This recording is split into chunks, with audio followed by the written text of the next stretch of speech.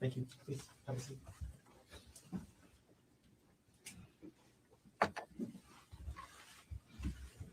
Okay. If you could please state your full name for the record and for the members of the jury. Gerhard Konig, Gerhard, how old are you? 47, Where were you born? South Africa. And were your parents from South Africa? Yes. What are their names, and are they still alive, and are they still married? Yeah, Peter and Annual, they're alive and married. Okay. And they've been here. Is that them here in the front row today? That's them. Where do they live now? San Diego. Growing up, what did your parents do for work? My dad's a pharmacist, and in South Africa, my mom didn't work. How long did you live in South Africa? Or maybe a better way to ask that is, how old were you when you moved from South Africa? I was 14. And where did you move to at that age? San Diego. Who moved with you to San Diego at that time? My parents and my younger sister. So what grade were you in when you moved to the United States? 9th grade. Did your dad find work as a pharmacist? Yes. What did your mom do in San Diego? She ran a home daycare.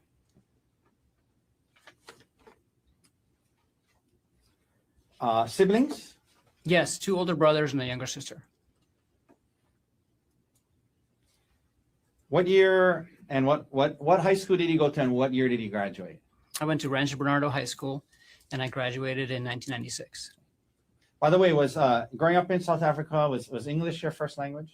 No. What was? Afrikaans. Okay. After graduating from high school, did you go to college?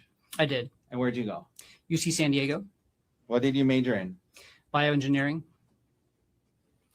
Now, the jury has heard about how later in life you married Ariel Konig. Was that your first marriage? No. Okay. Were you married before that? I was, yeah. And to who? Jesse Patella Ray. Okay. How old were you when you and Jesse got together?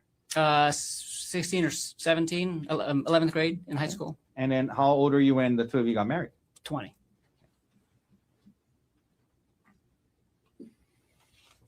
After graduating from college, what did you do? I worked as a bioengineer for 5 years. Okay.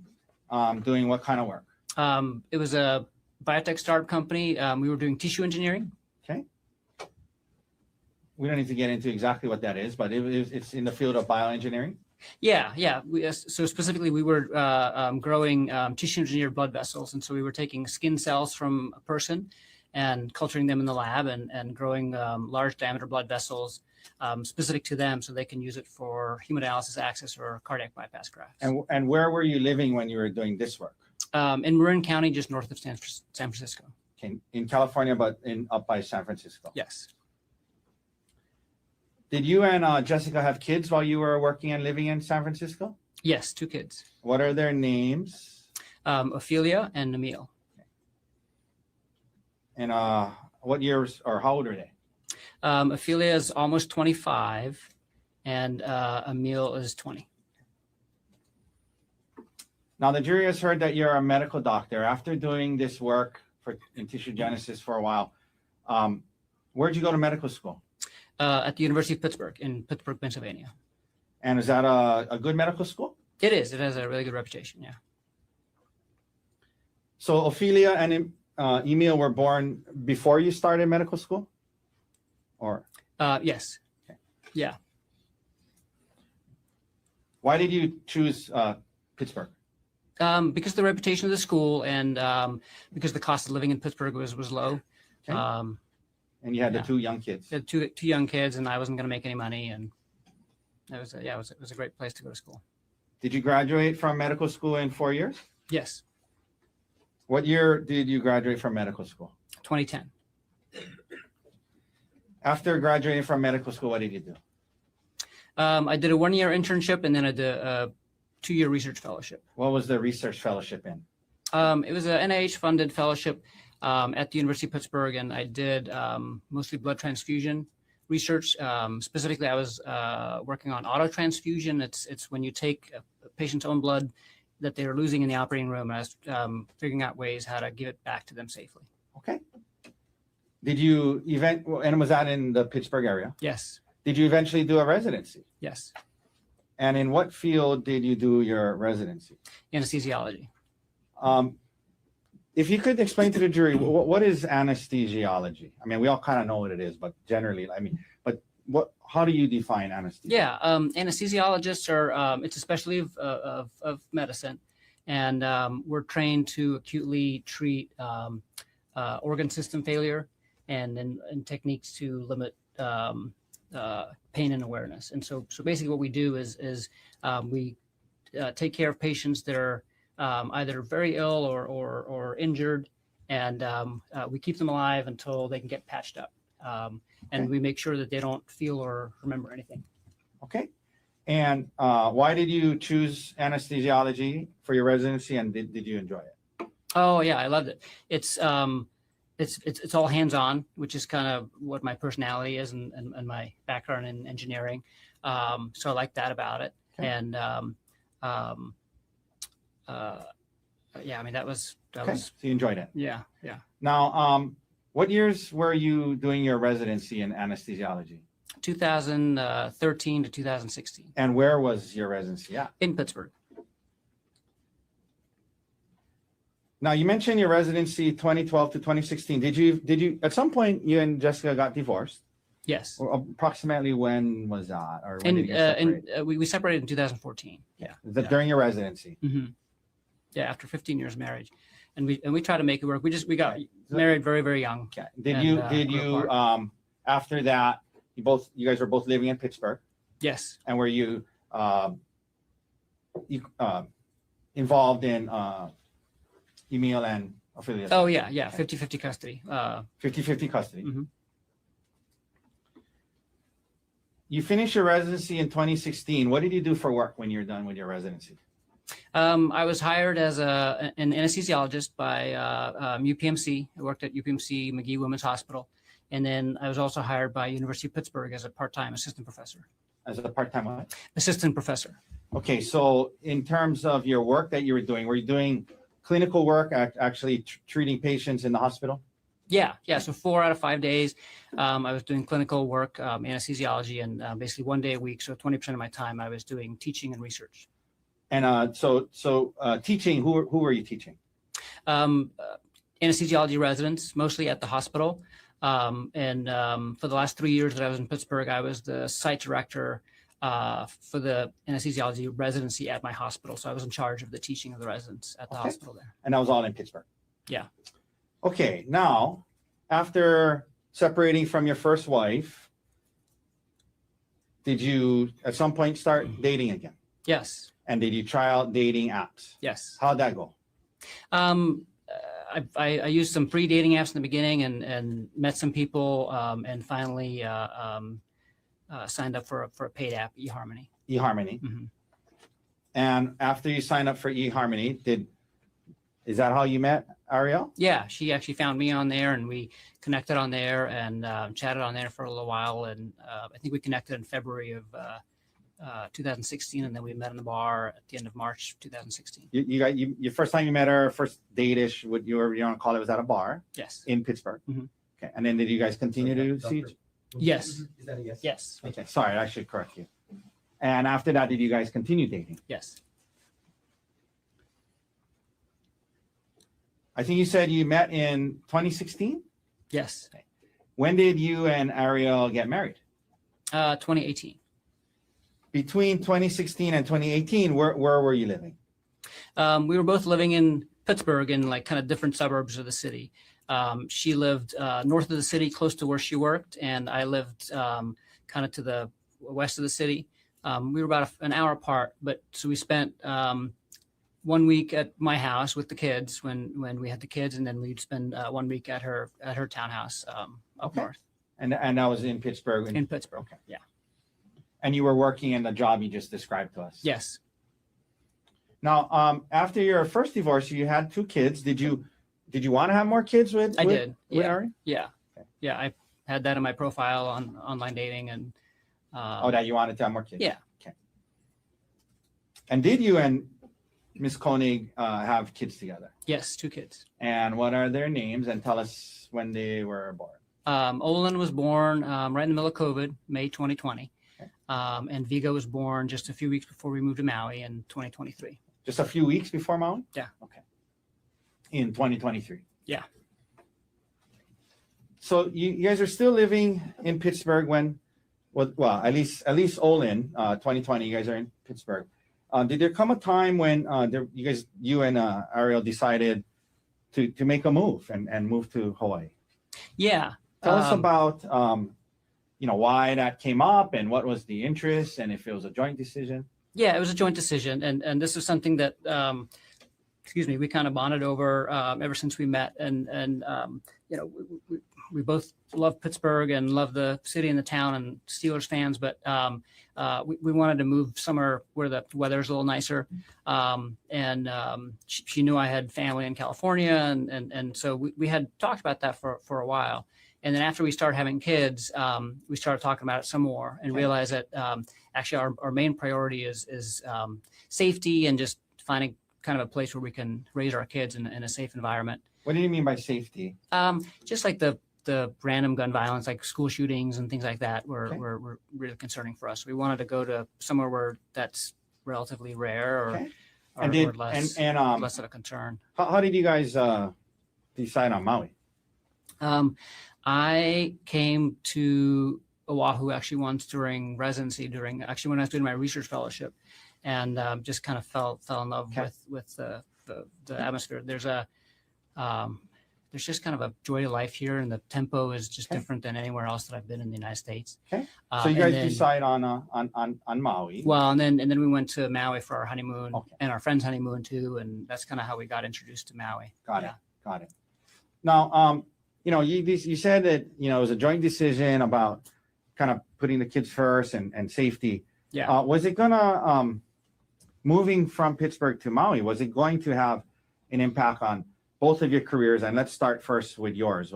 Tell the jury if it was gonna, how was it, if any, gonna affect your? Yeah, it was gonna have a big impact on my career. So I was gonna have to give up the teaching and the research completely.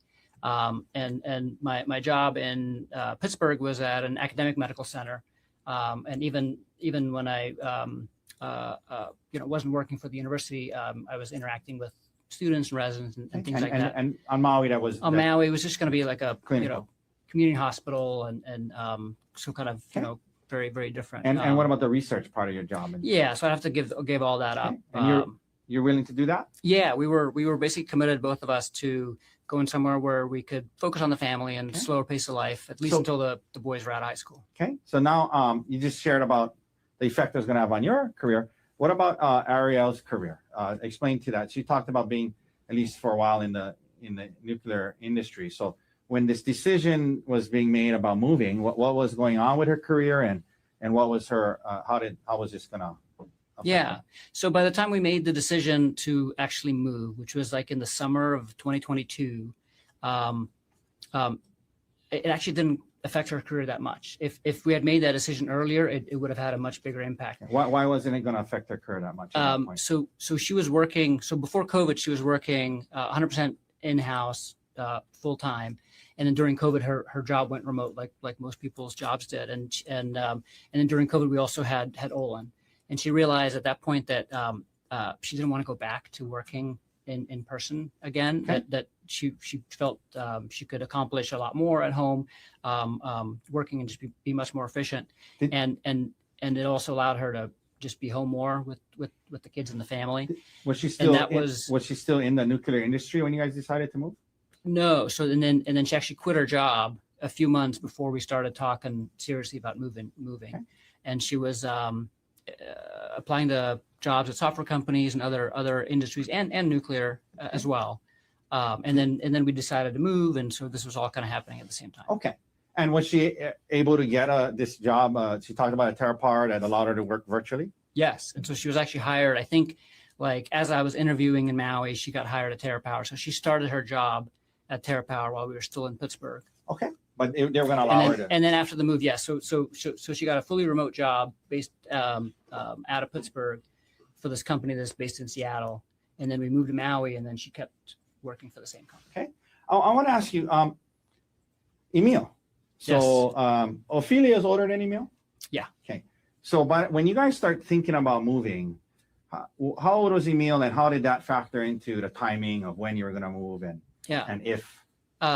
So Emil is actually the reason we moved when we did. Okay, So, explain that. Explain that. Yeah. So Ari and I had talked for a while about moving out of Pittsburgh, and the trigger was going to be when Emil graduated high school.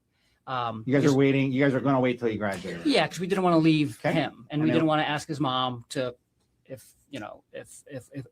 we could take him. So what happened? He basically talked us into letting him ask his mom, and because he's like, if you guys are going to go somewhere sunny after high school, I want to go with you, and I want to go before high school is over because I want to move somewhere earlier so I can make friends and kind of get connected to the community. And I said, I don't think your mom's going to let you leave. And he said, let me just talk to her. And after months of that, I said, okay, if you want to ask her, you can. And he asked her, and she actually said yes. And so that triggered us to kind of say, oh shoot, now we can move now. We can move earlier. And so let me ask you about that. So at this point, Emil was about what age? 15. Okay. Yeah. And so you talked about how you were married and while he was growing up, and then how old was he roughly when you guys got divorced, you and his mom? Roughly.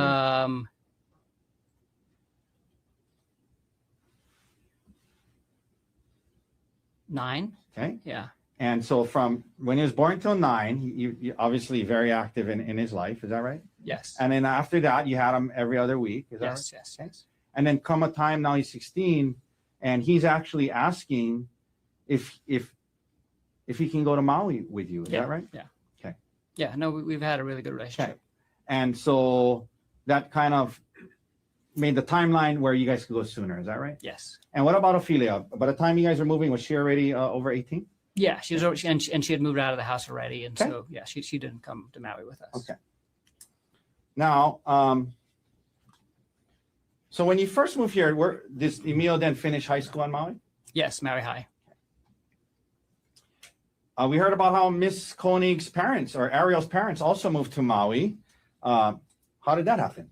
Yeah, no, they that was really nice actually, how it worked out. But because we didn't have any family here, Okay. and two young boys. But when we told them we're moving to Maui from Pittsburgh, and they were living in Florida at the time, they said that that's too far, and they actually decided away from you guys. Yeah, and so they decided they're going to move to California because they didn't want to move to Hawaii, but they'd never been to Hawaii, and so they had this trip planned where they were going to go look at a few different places in California, and we convinced them to come to Hawaii too for a few days, Okay. just to basically, visit with us. Yeah. And trying to see if they like it. We just told them, just come visit with us and we'll show you where we're going to live. Yeah. This was right before we actually moved. And Did you like it? in less than 24 hours, they were like, we're coming here. Yeah. And that was okay with you? Yeah, it was great because they ended up buying a house just down the street from our house, and we see them, we would see them all the time, and they're a big help with the kids, and it was just nice to have family on the island. So you, when did you guys move then to Maui? So I had to give 6 months notice at my job. So I got a job offer in like August of 2022, but we didn't end up moving until end of February of 2023. Okay. And your job offer on Maui was what? It was so the group's called TMG, and we're the only anesthesiology group on the island. It's a private practice group. So you applied with them? Yeah. And they hired you? Yes. So I know this is a big question, but I'm going to ask you to kind of just maybe summarize. You get here to Maui, March 2023. You got these two young kids, your son's here, your in-laws are here. You got a job. What was life like for you and your family from March 2023 until December 2024? Can you just summarize what it was like? Yeah, it was amazing. The move was a little stressful at first getting here, but once we were here and settled in, it was our dream life. So we bought a house really close to the hospital so I could walk to work. And it also meant that I could take all my call shifts from home. And whenever I was done at the day, I could be home in a few minutes. And it translated into me being home a lot more than I was in Pittsburgh at my previous job. And so that meant that I was spending a lot more time with the kids and with Ari and with Emil. I was doing a lot of home improvement projects. And then as a family, we were doing lots of exploring. Like every weekend we would explore Maui. We did a lot of beach activities. We went to the beach almost every weekend, snorkeling, surfing, paddleboarding, hiking. Okay, so it was a good life. Yeah, we made a bunch of friends through my work and through Olin's preschool, some of his friends and friends' parents, and we were getting settled in. Yeah, and let me ask you, Ariel, when you testified, when the detective asked her about how the marriage was before December 2024, she said it was a good marriage. Do you agree with that? I thought it was a great marriage. Yeah, okay. I totally agree. I just had a question. That being said, during that time period, did it ever come up that area between that time period, did moving back to the mainland ever come up? It did. So her job, and when she was first hired by Terra Power, they had asked her to move to Seattle, and they said, "Hey, would you move to Seattle?" And she said no. Okay. And then a few times they had kind of asked her again to, if she would consider that. Okay. Our plan was always to at least stay in Maui until the kids graduate high school, and then we can kind of focus on our careers again and let the career drive the decisions. Now, I was asking a little bit about your marriage during that time period, and this came up with Ariel. In your marriage back then, who handled the financial affairs more so, like, taxes, life insurance, finances between the two of you? I did. Okay. And why was that so? I'm a very meticulous kind of person that keeps track of everything, and so it's just kind of more naturally in my Yeah, pretty organized. Yeah. Did you have like computer files with different insurance, taxes, all that stuff? And all of our things were joint. We didn't have any separate anything, and so I ended up taking care of most of those things. And those computer files, and they were all in a shared drive that we shared, and so she had access to everything, and she contributed and as well. But okay. I took care of most of it. Okay. And you would kind of from time to time look into the files or update the files, or all the time. Okay. Yeah. All the time? Yeah. Okay. Now, you just described a great life and great marriage. Did there come a time in 2024, Gerhard, when that changed? Yes. First of all, in 2024, at some point, well, let me ask you this preliminary. Did Ariel have to travel for work? She did. Yeah. Okay. And that's because she was working virtually? Yeah. Just like 3 or 4 times a year. Okay. Did there come a time in 2024 when Ariel traveled to South Africa for work? Yes. Do you remember when that was roughly? At the end of August of 2024. And who was she going with, to your knowledge, at the time? It was a pretty important trip for her because it was just the CEO of the company, another man that was high up in the company called Jeff Miller, and herself. Okay. Now, I want to ask you this. By the way, when you guys were on Maui working, and she was working virtually, like where was she actually doing her work? Like when she was working? Yeah, she had a home office set up, but it was in her house. In our house, okay. But it was in our bedroom. So, and there was no divider or anything between it. So her desk was basically right next to our bed. So like a third of the space in the bedroom was taken up by her office. And when what were her hours? Was she on Seattle time? Mostly West Coast time, sometimes East Coast time. So she would usually get up either 4 or 5 a.m. and start work around there. And then work until around 2 p.m. So were you, because it was in your bedroom, were you exposed a lot to her work and her things she was doing and the people? She has a huge monitor on her desk. She has one of those desks that can go up and down. Okay. And it's facing into the room, and all of her meetings are on speakerphone. Okay. Prior to this, leading up to this South Africa trip, you mentioned did she go with a man named Jeff Miller? Yes. Did you have any concerns about Jeff Miller at that time? No. I know you mentioned no concerns, but was there anything weird on that trip, behavior-wise, that you took notice of?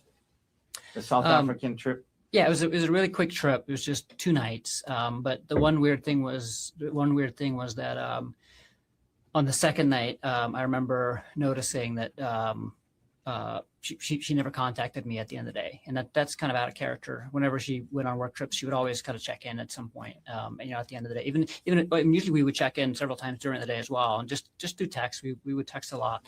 Okay. And the one night on that trip, she never reached out, and I was at work, and by the time I got home and realized that she hadn't reached out, I knew she was asleep, and so I didn't reach out to her either. But normally she would reach out to me when she's done with her workday. Did you see much of it at the time, or? No, I took note of it, and I asked her about it, and she just said, like, I'm so sorry. We got back late from dinner with the hosts that were hosting us, and I'm sorry, I should have texted, but I didn't. Now, she returns from South Africa. Later on in 2024, did you and your family go on a trip to Kauai? We did, yeah. When was that roughly? In October, I think it was October. Yeah, we told Emil as a graduation present, we'll take him to one of the other islands that he hasn't been to yet for a little trip, and he picked Kauai. He picked Kauai. Now, did anything happen on this Kauai trip that made you become concerned to a degree about Mr. Miller? Yeah, a little bit. Like, What happened? Tell the jury what happened. Yeah.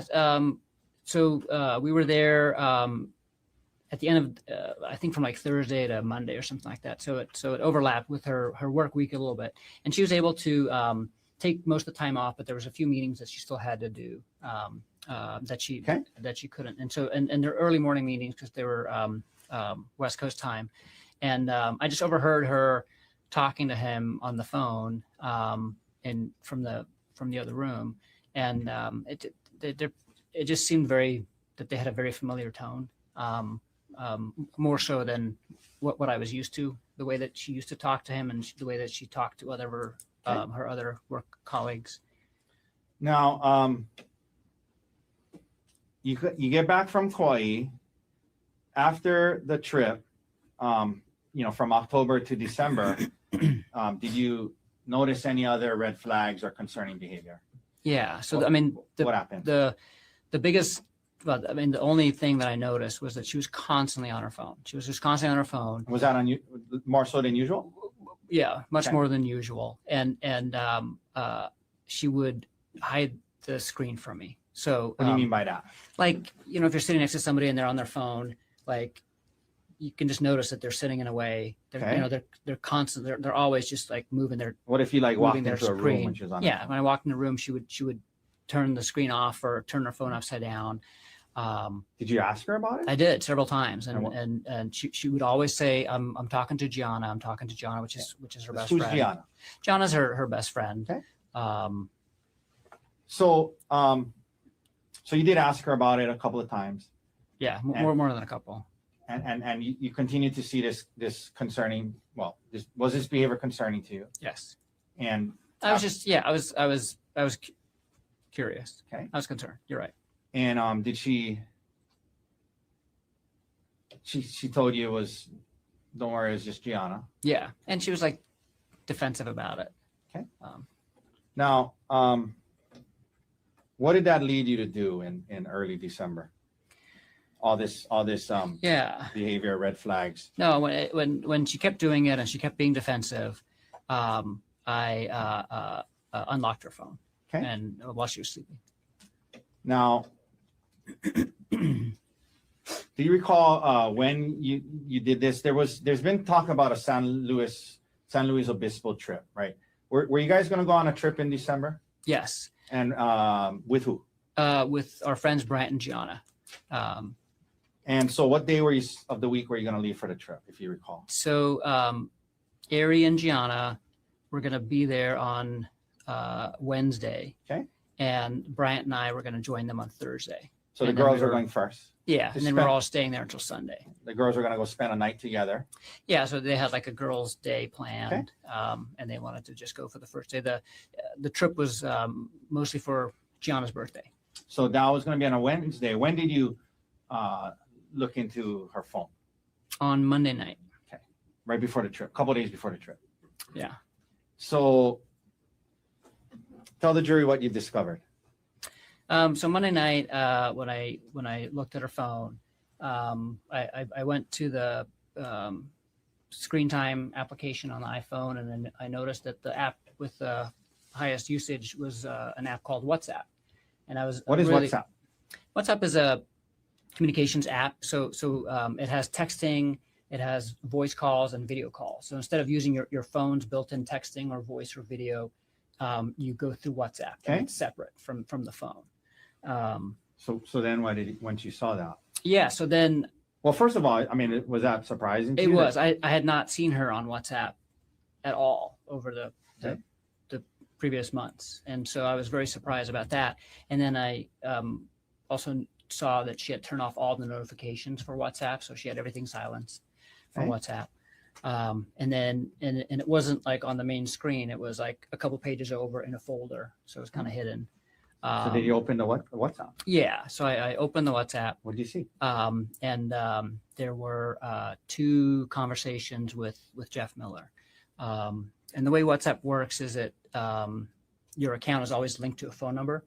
And so the one conversation was a conversation with his work phone, and the other conversation was a conversation with his personal phone. Okay. And so let's talk about the conversation with his personal phone.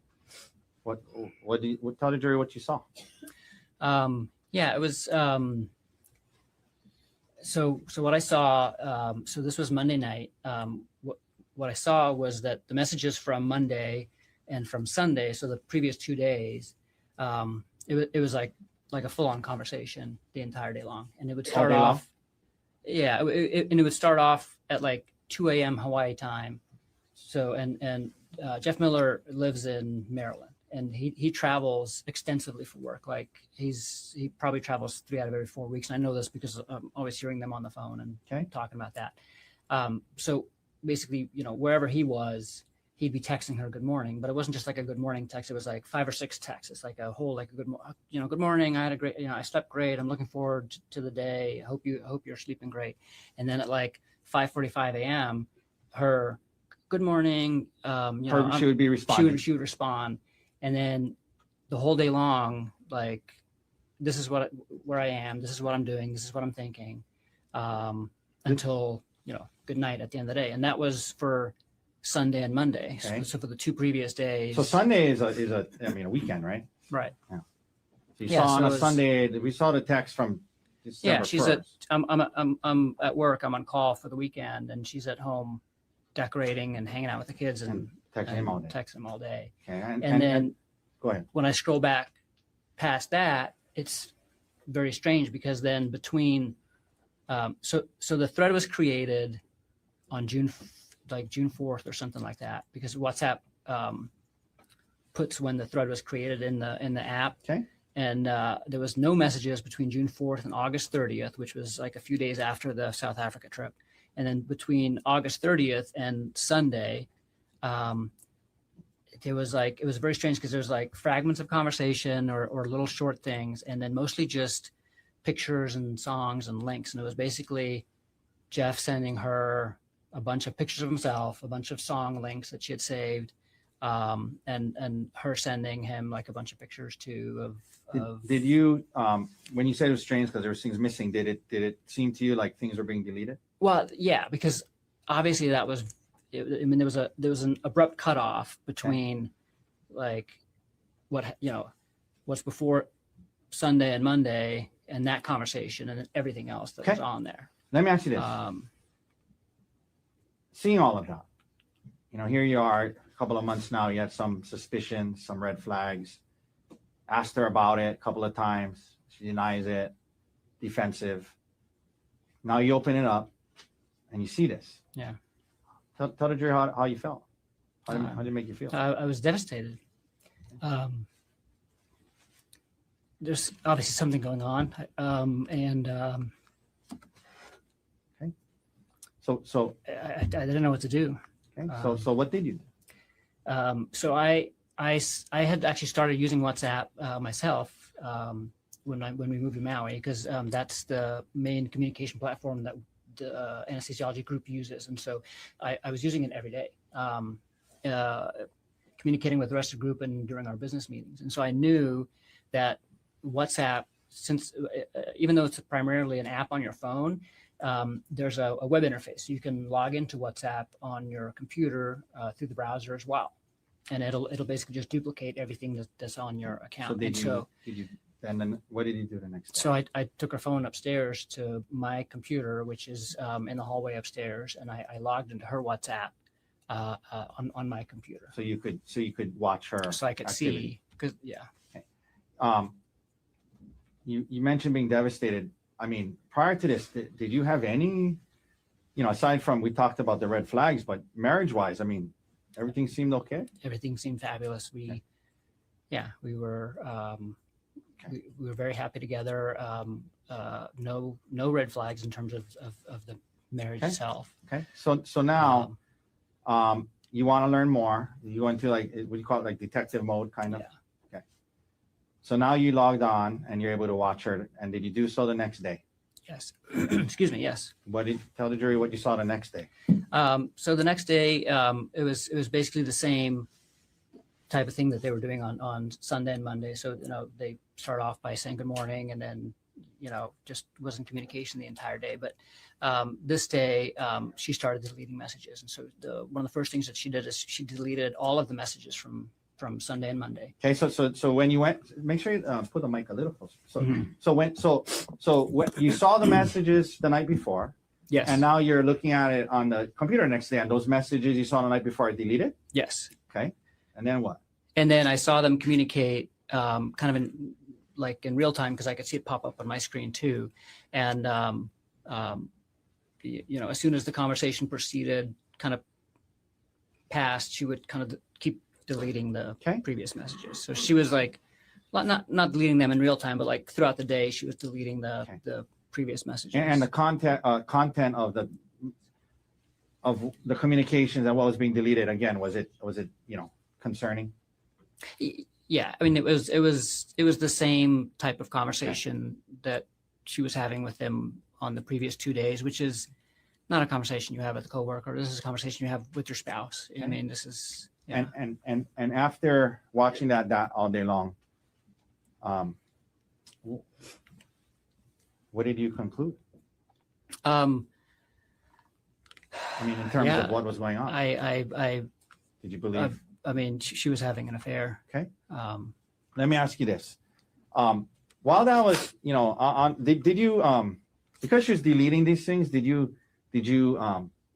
try to save some of the messages? Yes. So the first thing I did, actually, the night that I unlocked her phone, because on WhatsApp you can also export the thread basically and save the thread, and so I exported the thread to my phone. So I had copies of what was on there when I first discovered it, and then the next day on my computer, the only thing I could do on the web interface is take screenshots of the. And you took some. Yeah. All right. So now you are faced with, this. You got this trip in a day or two. Do you confront Ariel right away? Not right away. So the way that this was happening was that our trip to San Luis Obispo, there's no direct flights from Maui to San Luis Obispo, and so we coordinated that the layovers were going to be in Phoenix, which is where Brian Gianna lives, and Ari was taking a red eye on Tuesday night. And so on Tuesday, when I was first discovering and watching this kind of in person for the first time, let me stop you there. So just to help the jury. So Monday night is when you first found the WhatsApp chain, is that right? Right. So Monday overnight. Tuesday morning, I wake up and I start looking at them interacting in real time during the day. And then Ariel's supposed to leave that night. And she's supposed to leave that night. Do you confront her before she leaves? I do not. Yeah. And then so she leaves. Who do you first reach out to talk to about this? Yeah. So on Wednesday, on Wednesday night, I'm supposed to leave to fly to Phoenix to meet Bryant and then go to San Luis Obispo. Okay. And Wednesday, like in the middle of the day, I call him and talk to him. Okay. And why did you call? FaceTime. Why did you call Brian to talk to him about it? Few different reasons. One was that we were, about to go on this trip with them, and I wasn't able to, I knew I was going to have to confront her as soon as I got to San Luis Obispo. So now it's Wednesday, and I'm convinced of, I'm seeing what they're doing, especially what she was sharing with them on Wednesday. So on Wednesday, she was spending all day in San Luis Obispo with Gianna, and she's basically keeping him up to, first thing is like, as soon as she lands in Phoenix in the morning, she's like, just landed, I have an hour and a half. If you're free, we can chat. Can't wait to talk to you. Is she texting you, keeping you up to date? Like I'm getting, I also got a just landed text, but like nothing else, Okay. but she's like, reaching out to him and on WhatsApp, like you can see when a message has been read. And so as soon as she saw that he read her just landed text, she called him, like, right, she didn't wait for him to respond. Okay. And stuff. And like, I'm not getting a call. I'm not getting any of this stuff. And then during the day, she's sending him pictures of the places that they're of her and Gianna doing stuff. So you're seeing this. So I'm seeing this, and that's at that point, I'm just like, I can't go to San Luis Obispo and not confront her about this right away. Like, and going back to Bryant, right? So I know. Yeah. Did you guys have like fun activities planned? It was supposed to be a fun couples trip. So it was supposed to be a couples trip, right? And it was Gianna's birthday, and actually Ari planned it because she used to work for, one of the power plants that she that was her responsibility for refueling is just outside of San Luis Obispo. So she used to travel to San Luis Obispo all the time for work, and So were you planned like were you a bunch of fun reaching out to activities. Bryant and you said there's several reasons. Was one of it to kind of let him know, like, hey, this might not be the fun trip we had planned? So the first reason was like, hey, like, this is, I'm just giving you a heads up, like, I'm gonna confront Ari with basically an affair. Was there other reasons why you wanted? And then the other reason was that the other reason why he's my best friend and I wanted some advice, but I specifically wanted advice from him because they had just gone through infidelity in their relationship like 6 months earlier. Brian and Gianna. Brian and Gianna. And so they were dealing with that. Yeah. And so he had been dealing with this and I was looking for advice and just needed a friend. Just to be talk clear to. for the jury, in that situation though, was it reversed? It was, yeah. was Brian had like a one night stand and Gianna found out about it. So they had been dealing kicked with him that out of the for house that. and stuff. Yeah. Okay. And so you talked to Brian. Yes. Do you fly up on the trip? Yes. When you get there, do you confront Ariel right away? Almost right away. I mean, like when we get there, they already have dinner reservations and stuff like that waiting for us. And so we go to dinner, and right after dinner, when we go back to the hotel, is when I confront her. Did you talk to Gianna before you confronted Ariel? Very briefly. Okay. Yeah. Okay. And you told her what you had found. I basically just gave, I told her briefly what I found, and then left to go talk to Ari and left Bryant to explain to her more. So, where do you confront Ari? Were you in the hotel room? In the hotel room. You confront her with it. Tell the jury how that went and what Ariel's initial reaction was. Yeah, I confront her with it, and she's immediately remorseful and doesn't deny anything. It admits to it and is crying and Let me ask you this: you say admits to it, and when Miss Konig testified, she kept using the term you guys use the term emotional affair, but in that time period, what did she admit to? Having a she admitted to having an affair. Yeah. Okay. Yeah. With Jeff Miller. Yeah, she admitted this was completely inappropriate relationship. Okay. And so you mentioned we called it an affair from the start. And you mentioned she was remorseful and crying. Yeah. Okay. Yeah. Now, here we are now in San Luis Obispo. This is going on. What was your emotional state like at the time? In other words, what were you thinking needed to happen? And like, you guys were going to try to work this out or not, or while you're on the trip? Yeah, no, I mean, it was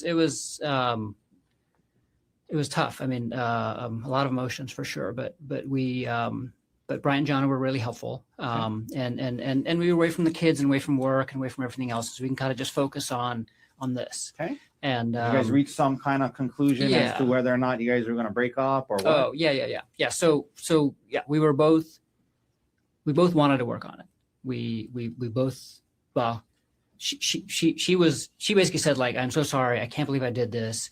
And I'll do anything it takes to heal our marriage. Okay. And you know, you and our kids are more important than anything to me. And, you know, I'll do whatever it takes. And we start talking to Brian and Jana, and they kind of help us talk about some things, and we figure out, you know, what the next steps are going to be. Now, during the trip in San Luis Obispo, did the topic of her possibly moving out come up? Yes.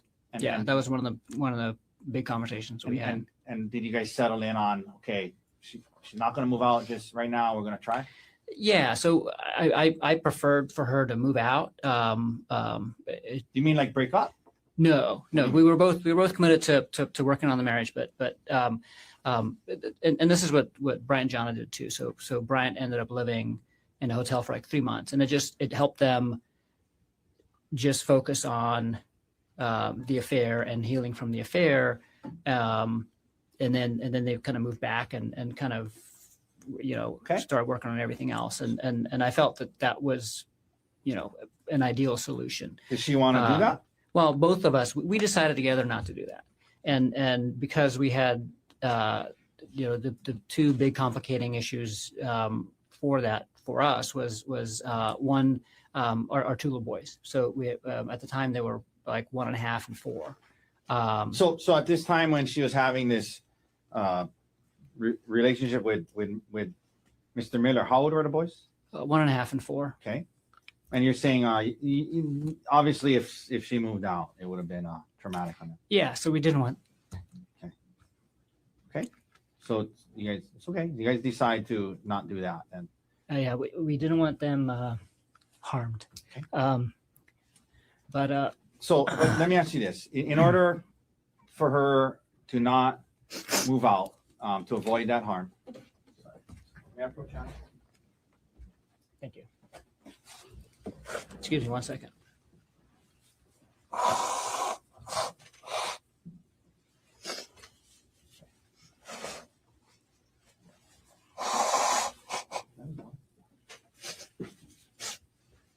You want water? Yes, please. You mentioned the kids. Was there did Ari have other concerns about her moving out?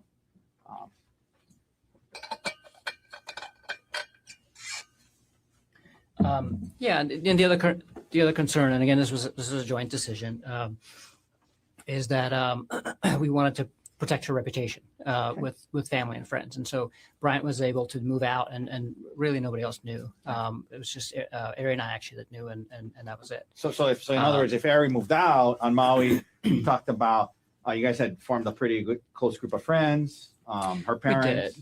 We did. And everybody lived right there, and it's a small community, and I mean, people were going to know that she moved out and would ask why. And so that was part of the joint decision. Yes. So you guys are up there, San Luis Obispo, decide that we're going to try. It's not going to move out. What about where there's some talk about if we're going to do that, at least initially, was there some talk about what was needed to happen as it related to Jeff Miller and her job? Yes. What was that? Tell the jury about that. Yeah. So, I mean, she obviously needed to terminate the affair immediately, but also to terminate all contact with Jeff Miller. And that would involve her quitting her job and getting a new job. Initially, what did she say? I mean, was that something she was agreeable to initially? Absolutely. Okay. And so we decided that was the plan. And she said she just needed a little bit of time. And so she didn't want to quit her job right away, but that she would limit contact with him. And so she actually sent him an email through work, like a work email, and said, basically, hi Jeff, from this point on, all of our communication needs to be in email only. if we do meet, because they would have virtual meetings all the time. If we do meet, it would have to be with one other person present. And she did this without talking to me, but showed it to me afterwards. Hey, this is what I did. Is that okay? And I said, that's fine. So the plan was that she was going to quit her job and maybe find a new job. But in the meanwhile, for sure, she was going to quit her job and find a new job. Okay. And but in the meanwhile, there was going to be some boundaries related to her interactions with Miller. Yes. Okay. Was she supposed to go on another work trip with Jeff Miller soon after the San Luis Obispo trip? Yes. To where and when? So the San Luis Obispo trip ended on Sunday, and then on Sunday I was going to fly back to Maui to take care of the kids, and she was flying to Seattle, and she had a week-long business trip in Seattle starting right after this. Oh, right trip. after? Mhm. She was going to go straight? And Mr. Miller was supposed to be there? Yes.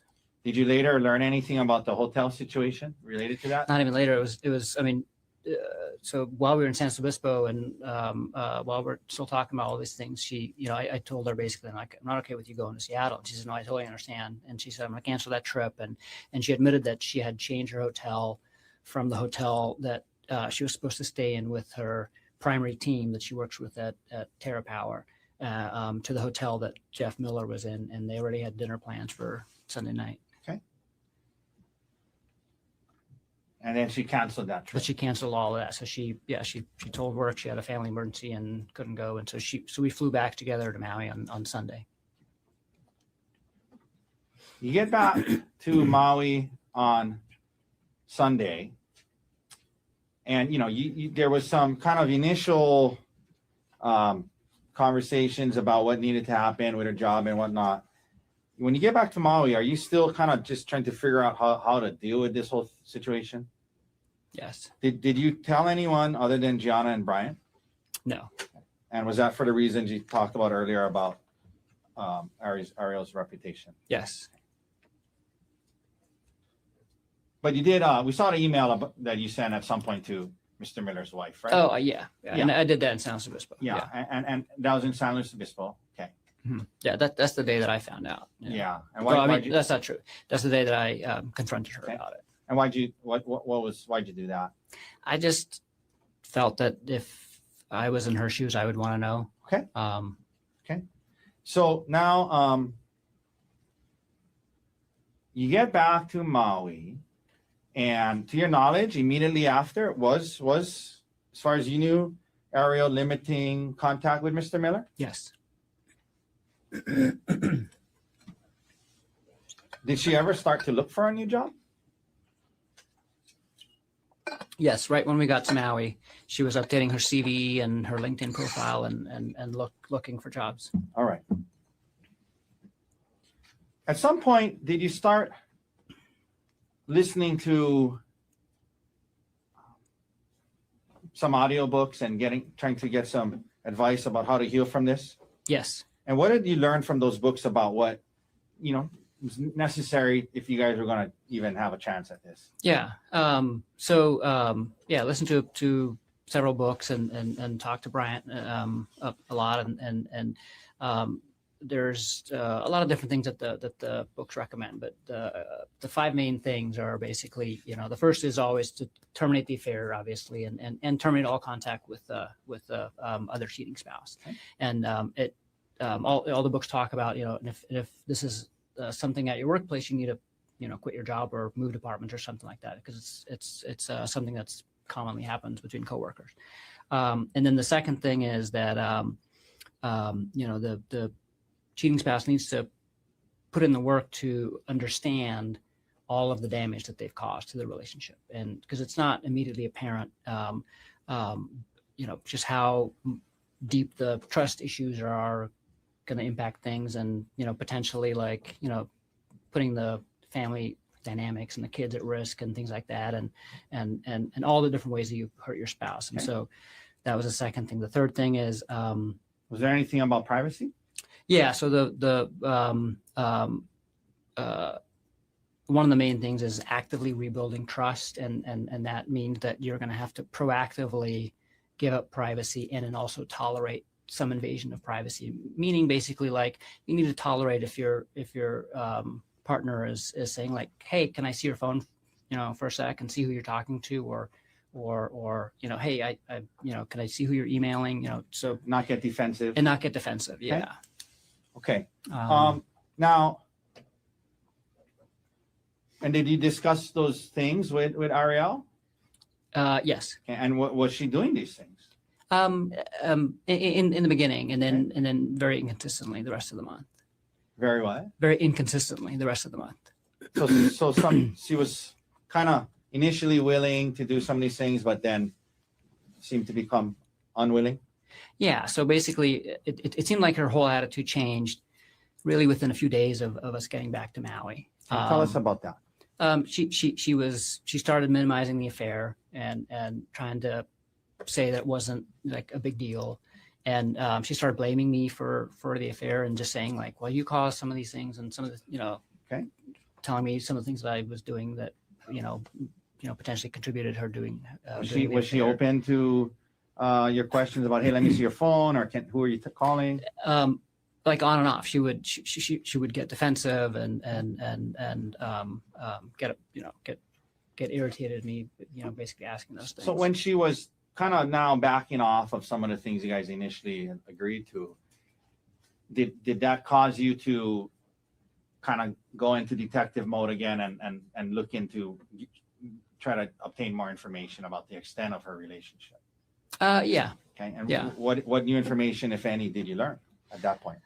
I mean, I was trying to talk to her about the affair and just trying to get more details, because we didn't talk about it in detail in San Luis Obispo. We were just kind of talking about big picture. Are we going to stay together? Okay. Are we going to move out? But she admitted all to these it, things. though, right? Yeah, she admitted to it.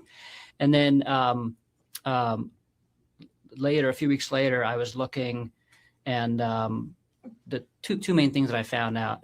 Let me just back up. So I was trying to ask her more questions about the affair, and she wouldn't basically engage and answer questions. And so everything that I found out is I basically found out on my own.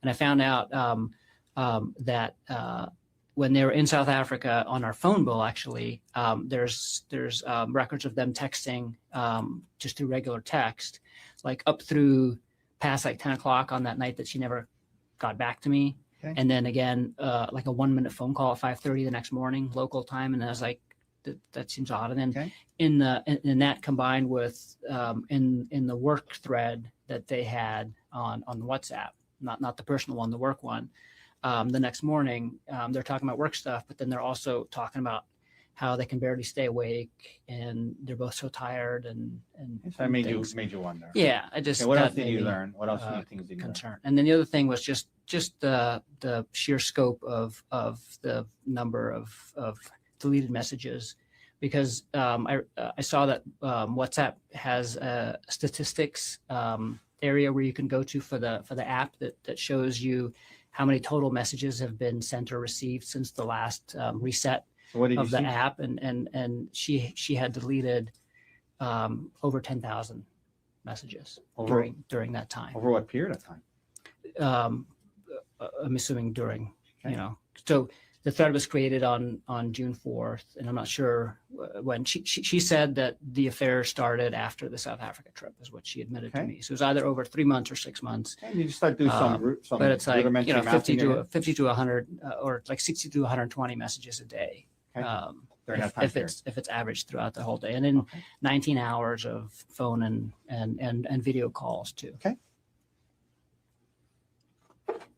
This is probably a dumb question, but did that make you feel better or worse about the situation? No, it made me feel worse, and I was just feeling worse about the whole situation overall, because it takes some time to kind of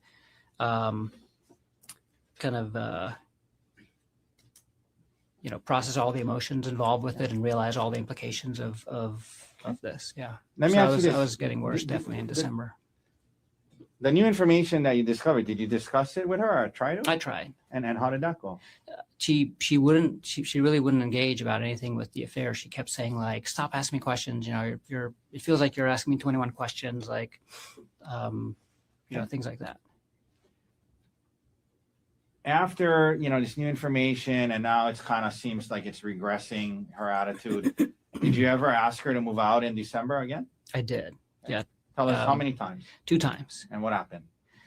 So the first time was around the middle of the month, I just told her, like, you know, you're not doing what you said you were going to do, which is to take accountability for your actions and to basically do whatever it takes to heal the marriage.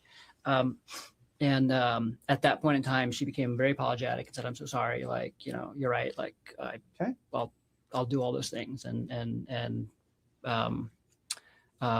But Sure. again, that didn't last. And so Was there a then second time? the second time was, and I remember the date because we had our first couples therapy session was scheduled for December 27th, and December 26th, we got into a big argument about the same thing. And I ended up sleeping on the couch that night. And Did you ask her to move out? yeah, so I asked her to move out, and I ended up sleeping on the couch that night.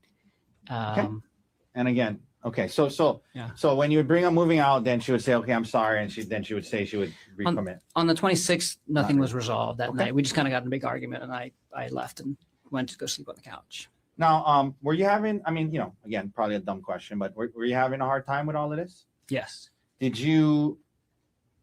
Could we pull up State's Exhibit S105? That's in evidence, please, Mr. Dirks. Did you turn to any sources to try and help yourself? Get some advice, get some healing. We talked about the audiobooks. There was this exhibit about Reddit as one after infidelity. What is that about? Were you looking at this? And tell the jury why, if you were. Yeah, no, it's just a thread about people that are struggling with finding out their spouses had cheated, basically. Okay. And advice and also just kind of, you know, sharing stories so you feel like you're not alone. Were you trying to get to a point where you could feel okay? Yes. Okay. Yes. Was that what you're trying to do? Yes. In other words, you didn't rush straight to get out of here. I don't want to see you again. Kick you out of the house. No, not at all. Okay. But No. it was hard. Was it hard? It was extremely hard. And But you were the audiobooks, Reddit. You were trying to get to a good place. Is that right? yes. We can take that down. By the way, there was this mention about the word Darvo the other day by Yes. Inuma. What is? I mean, did it come up on the Reddit thread? It did. And what is that about? And I don't remember the acronym, but basically it was I came across it, and it's basically something that quite often happens. And so basically, you know, the person that got caught having the affair, sometimes in the weeks after, you know, they would try to turn the tide. So they would try to kind of take the spotlight off of them and move it to the other person, and basically say, like, wow, but you know, but you did this and this, you know. Okay. And so it's think he said a something fairly like- common thing that Yeah. people try to do to just to Become deflect defensive. yeah. I think it was like attack. I forget what, but basically, it's there was actually a term for it. yeah. And from what you read, it's when the person who did the cheating tries to deflect and kind of turn it back on you. Exactly. Did that resonate with you when you learned about that Yes. term, Darvo? Yes. And why was that? Because that's what she was doing. Like, Okay. so throughout December, it just felt like she was, you know, minimizing what she had done, and then she started bringing up all these things about our relationship, other things. Okay, and I'm going to get to and- that. The audiobooks, can we pull up Exhibit D 126, please? Did you both listen to an audiobook called How to Help My Spouse Heal from My Affair? Or How to Help Your Spouse yes. Heal from Your Affair? See that? Yes. And these are text messages between. I'm sorry, what exhibit is this? Sorry. D 126. I believe it's in evidence.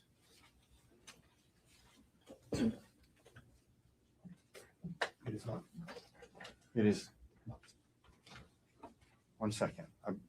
Take it down. I apologize. So I did ask her about it. There was text messages between the two of you guys about an audiobook called How to Help My Spouse Heal from My Affair, correct? Yes. And is that something that a audiobook you both listen to in your efforts to try and get to a better place? Yes. Okay. I know I listened to it, and she told me she did. Now, you heard her testify that she told the detective that her interactions with Mr. Miller were some flirty texts. From what you saw back then and discovered, was that an accurate description of the extent of her relationship with Mr. Miller? Not at all. Proper impeachment. No, over. Prior inconsistent. Understand. Over. Let me ask that again. You had conversations with Ariel where she admitted to the affair, yes? Yes. You saw the communications that she had with Mr. Miller, correct? Yes. There was all this stuff you just talked about. You heard her say, and when the detective asked her about it, she said there was no affair, and she described it as flirty text. From everything that you learned about this situation, was that an accurate description of what was going on between her and Mr. Miller? No. Sustained. That's not restricting. Isn't that? I'm sorry, I apologize. That's not the same question I asked a second ago? No. Okay, let me think of what that last question was then. From what you, let me ask you this. I apologize. Let me ask you this way. From everything that you learned and you knew, was her relationship with Mr. Miller, can it accurately be described as just some flirty text? No. Objection. Sustained. From what everything you learned and knew, was all that was going on between them flirty texts? Objection. Same objection. Slightly different question. Overruled. No.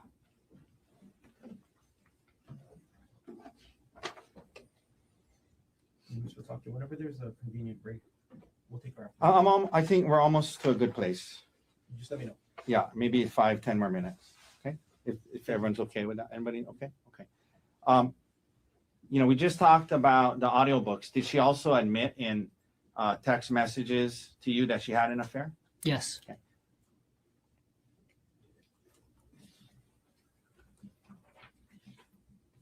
Now, at some point, do you guys start counseling? Yes. And what did you want counseling to be about? About the affair. And what did counseling turn into? Mostly other things in our relationship. Okay. Also a little bit about the affair, but mostly other things in the Okay. relationship. This might be a good time for a break. Okay. You can, gentlemen, let's take a 15-minute recess. Ms. McCallum can get you at 2:40. Leave your notebooks on the chair. All right.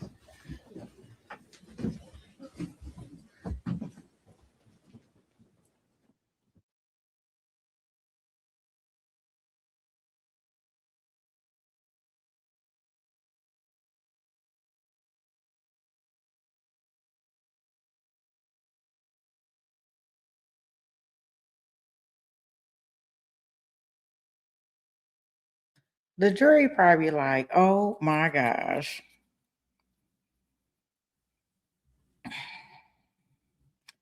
This man, he gonna have us here for days. Talking about nothing. Okay, so they are on a break. Y'all know we in real time, so it ain't nothing I can do about it.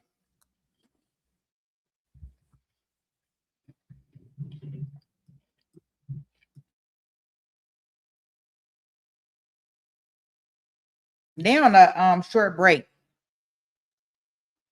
They were tired of hearing of them. They was like, we gotta go take a break after lunch. Let me see. It is in Hawaii, it is, yeah, it's only 2:34. So he will be probably on the stand for the rest of the day, y'all. So get ready. It's the rest of the day for him. Because I know the prosecution team, when they get somebody on the stand and it's the defendant, they be ready to eat them up. So And I think like even when we talk about the doctor that was just on the stand prior to Jared taking the stand, the prosecution had him on there answering more questions than the defense even had him answering. So I don't think this prosecutor is gonna really go light on him. And he done took almost an hour and a half. Yeah, about an hour and a half so far of telling us about all of this stuff that don't make no difference. Get to the mountain. That's what I want. Get to the mountain. Hold on, y'all.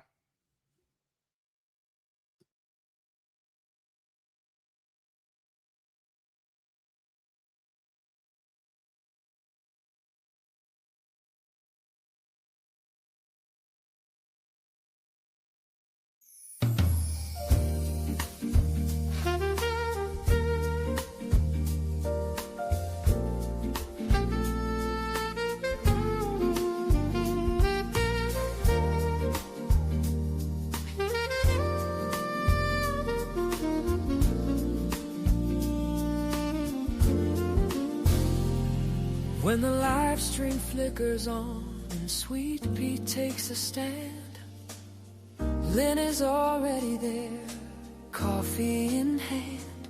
She settles in for the long trials, the twists and the turns, with a loyal heart and steady eyes that never miss a word. She's a constant in the courtroom, a familiar shining face, always ready for the arguments, the tension and the pace.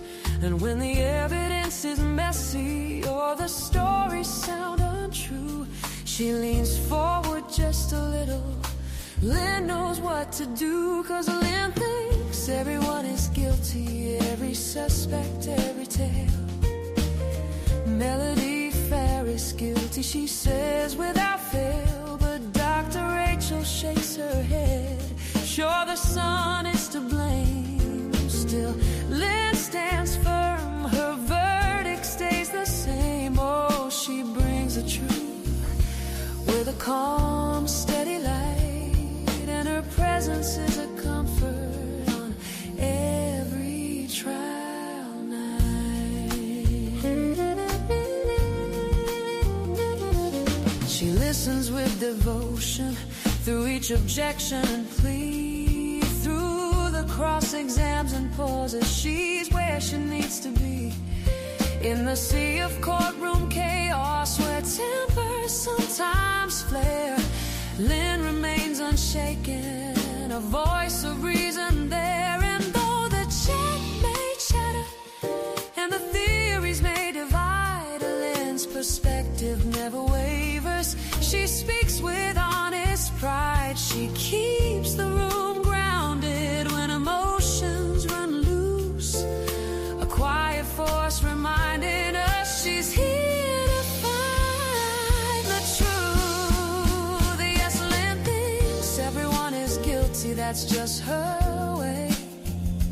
From the first opening statement to the end of the day, Dr. Rachel can argue the son's the one at fault, but Lynn won't budge. She's rendered her final thought. We appreciate her always for her loyalty and her proof, 'cause the judge shines a little brighter when Lynn brings the truth.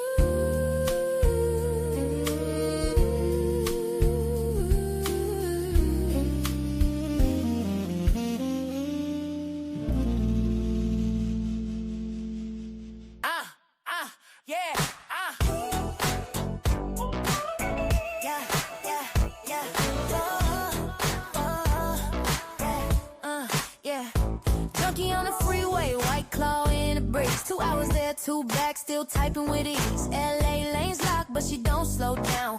Show up every time, yeah, she runs this town. Sitting in the traffic, but she locked in chat. If Sweet Pea goes live, yeah, she's right on that. From the 405 to wherever we at. Junkie pulling up like y'all good, I'm back. Different time zones, same front row seats. No matter where we are, we all meet in the free. We the California's rolling deep coast to the chat, yeah, we show up right. If you lost downstream, we gon' guide you like Californians. Yeah, we stay in the mix. 4 names, 1 flame, you can't remix this. SD rolling with the sunset glow. West Coast haze where the good vibes flow. Little bit lifted, yeah, she stays serene. Ocean breeze mixed with the evergreen. Late to the stream, but she still gon' slide. Panel opens up, she already inside. Hold up, I'm here, yeah, she dropping bars. Calm, cool energy, no matter how far. She got that FOMO, scrolling every stream. Little lost downstream, but she part of the team. New to the crew, but she locked in fast. Super chats flying, yeah, she built to last. Wait, where we at? But we got her back. Pointed to the right stream, never off track. Now she vibing with us, no need to roam. Anywhere we at, yes, Susie home. Shamrock, yeah, Shamrock checking in from across the map. Different time zone, but she bridging the gap. Y'all good every time, yeah, she mean that. Heart so big you can't teach that. Algorithm running, she keep it alive. Dropping love in the chat, keep the whole thing thrive. Quiet power, steady hand in the dark. Every stream glowing got a Shamrock spark. Yeah. Junkie, junkie, junkie, junkie, junkie, junkie, junkie, junkie, junkie, junkie, junkie, junkie, junkie, junkie. Susie, Shamrock, Shamrock. Junkie, junkie, junkie, junkie, junkie, junkie, junkie, junkie. Susie, Shamrock, Shamrock. We the California, say the name twice. Show up every stream, yeah, we never think twice. From the traffic jams to the ocean tide, from the lost links to the worldwide ride. Californians, yeah, we stay in the mix. 4 names, 1 flame, can't remix this.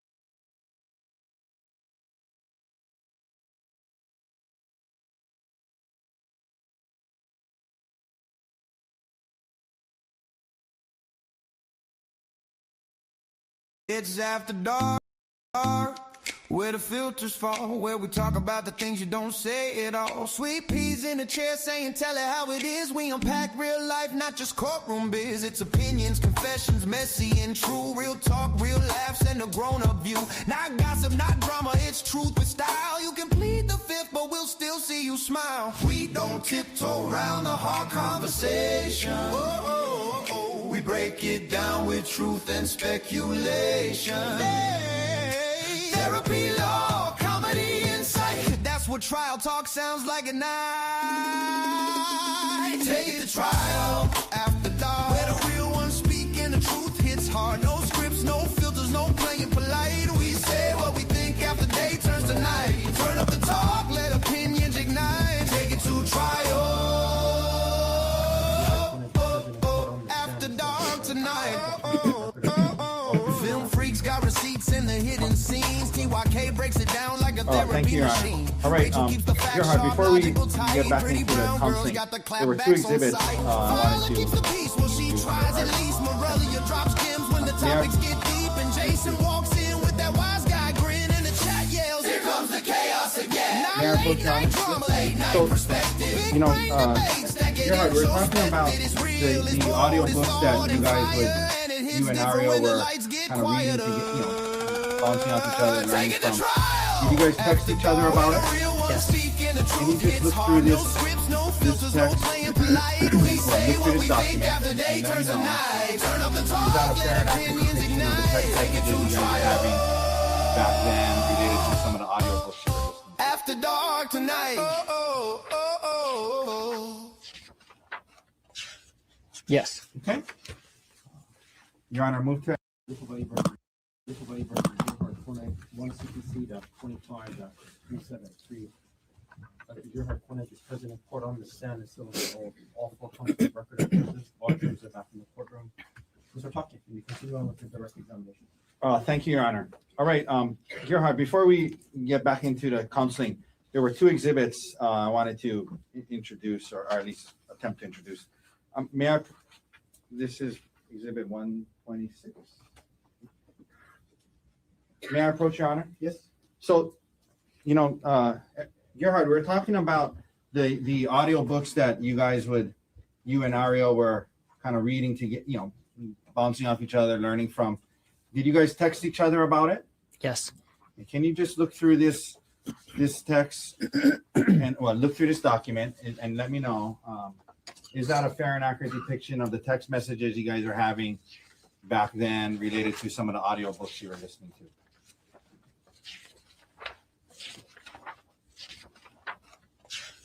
Yes. Okay.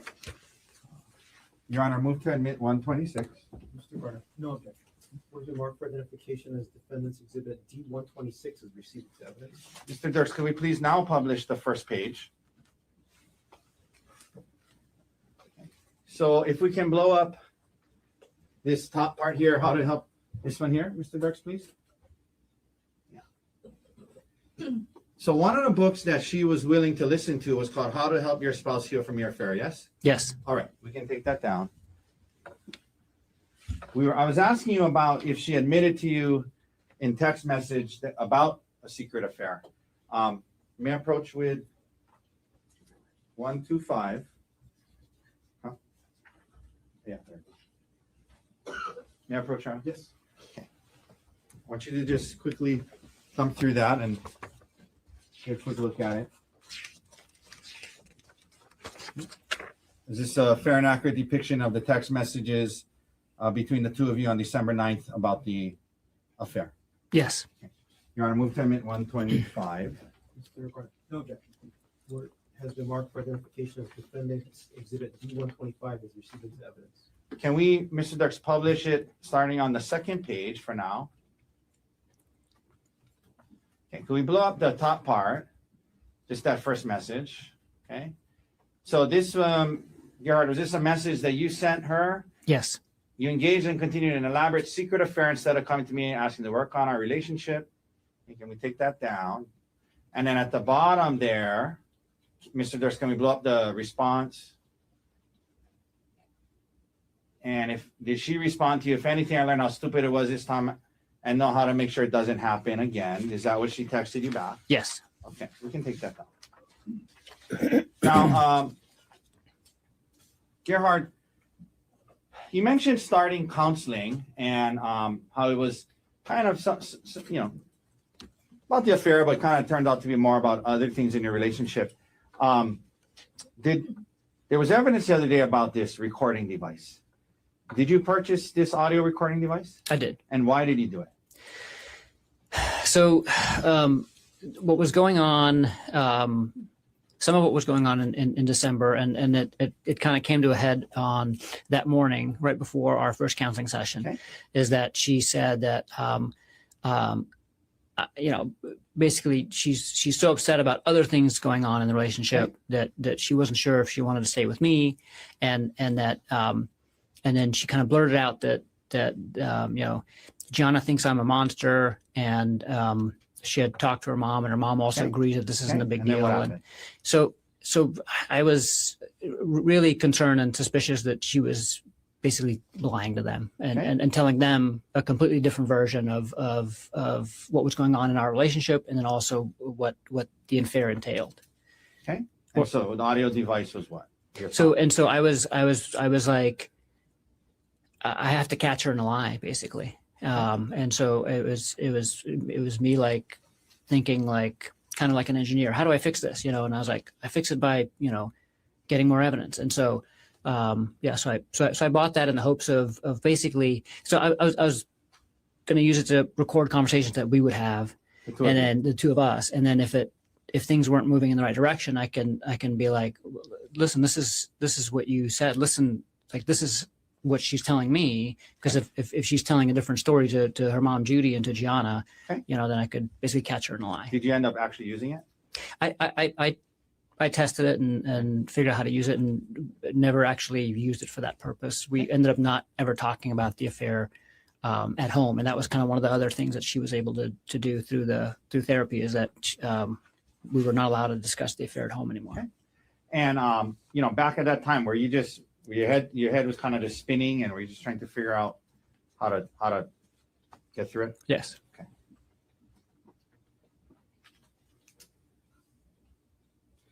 So you start counseling, and you mentioned that you guys weren't talking about the affair at home anymore. And were you talking about it much at counseling? A little bit. So, Okay. so the counselor that we went to on Maui, the first couples counselor, it was fantastic, and it was in-person counseling, and she really listened to us both, and made us both feel hopeful, because she basically said, like, you know, this isn't the end of the world, everything that I'm hearing, and as long as you guys are both committed to making this work, like, this is, you know, we're going to get to a better place at the end of this. And so it felt very, very hopeful in that sense. Okay. But the counseling sessions themselves were focused On a lot other of things. on other things, and then also on like general kind of relationship building things. All right. So in heading those now, first you few know, months. in February, you know, heading towards March. Overall, how after you know, I guess they're in counseling for a little bit, and overall, how were things going?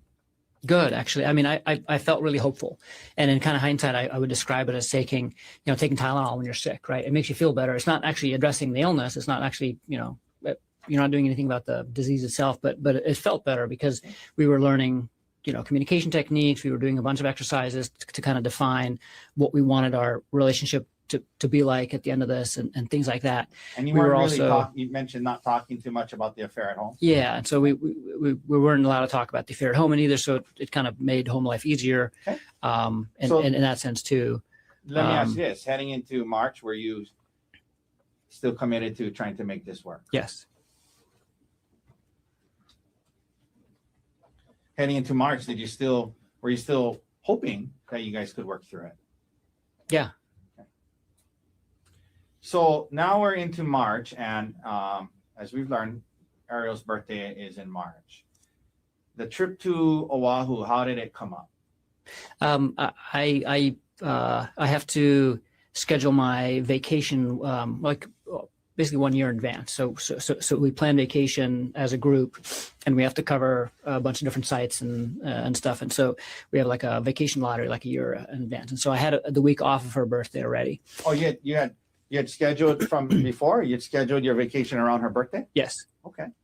And so I had the week off for her birthday. That's one of the weeks that I had gotten off, and I always do that. I try to get her birthday off and my birthday off and things like that. So I asked her, you know, what do you want to do? And she said, well, we don't have to do anything, but you know, I've never been to Oahu. I would like to go Oahu at some point. It doesn't have to be this trip, but Okay, let me stop you there. So the concept of going on a staycation to Oahu was first floated by who? by her. Okay. But to be fair, she said, but we don't need to do it. I don't know if it's the right Right. time. And what did you say in response to that? I said, I mean, there's no reason not to. I have the time off, and she could take the time off, and Did you think it would be a healthy thing for you guys to do, given everything you've just been through the last couple of months? yeah, I thought it was great. We had just been to California for a week with the kids, and that went really well. And so we had taken like a nice family trip, and it just seemed like it would be nice to take a couple's, you know, weekend away. Had you forgotten about the affair and Mr. Miller or anything like that? Not at all. But you were still hopeful and working towards a better place. Yes. And you thought the trip might be a good part of that. Yeah. Okay. So she brings it up. She says maybe it doesn't have to be now, but you say, no, let's do it. And do you start to plan the trip? Yeah, I do. What day were you guys going to get to Oahu? Sunday. And what airline were you going to? Well, you flew over on an airline, obviously, Yes. from the Maui airport. Yeah, I can't remember which airline. But from the Maui airport. Yeah, from Maui to Oahu. Did you And Ariel, check bags or carry on? Just carry on. Did you go through the TSA checkpoint with her and your carry-on bags? Yes, Were there any problems going through the TSA checkpoint? not at all. No, the bags weren't searched or anything. You land on Oahu on Sunday now, I think you said? Sunday morning. Sunday morning. What was planned for the first day? The first day, we were gonna do like a couples spa therapy, like a couples massage at the hotel, Okay. and then just walk around Waikiki and shop and just kind of explore Waikiki. And was that what you guys did? Yes, And how'd it go? it went great. Yeah. 1 second, Your Honor.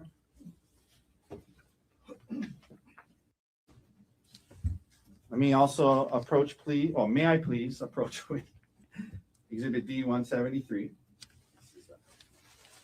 Okay, may I approach, Your Honor? I'm going to show you this. What is that a photograph of?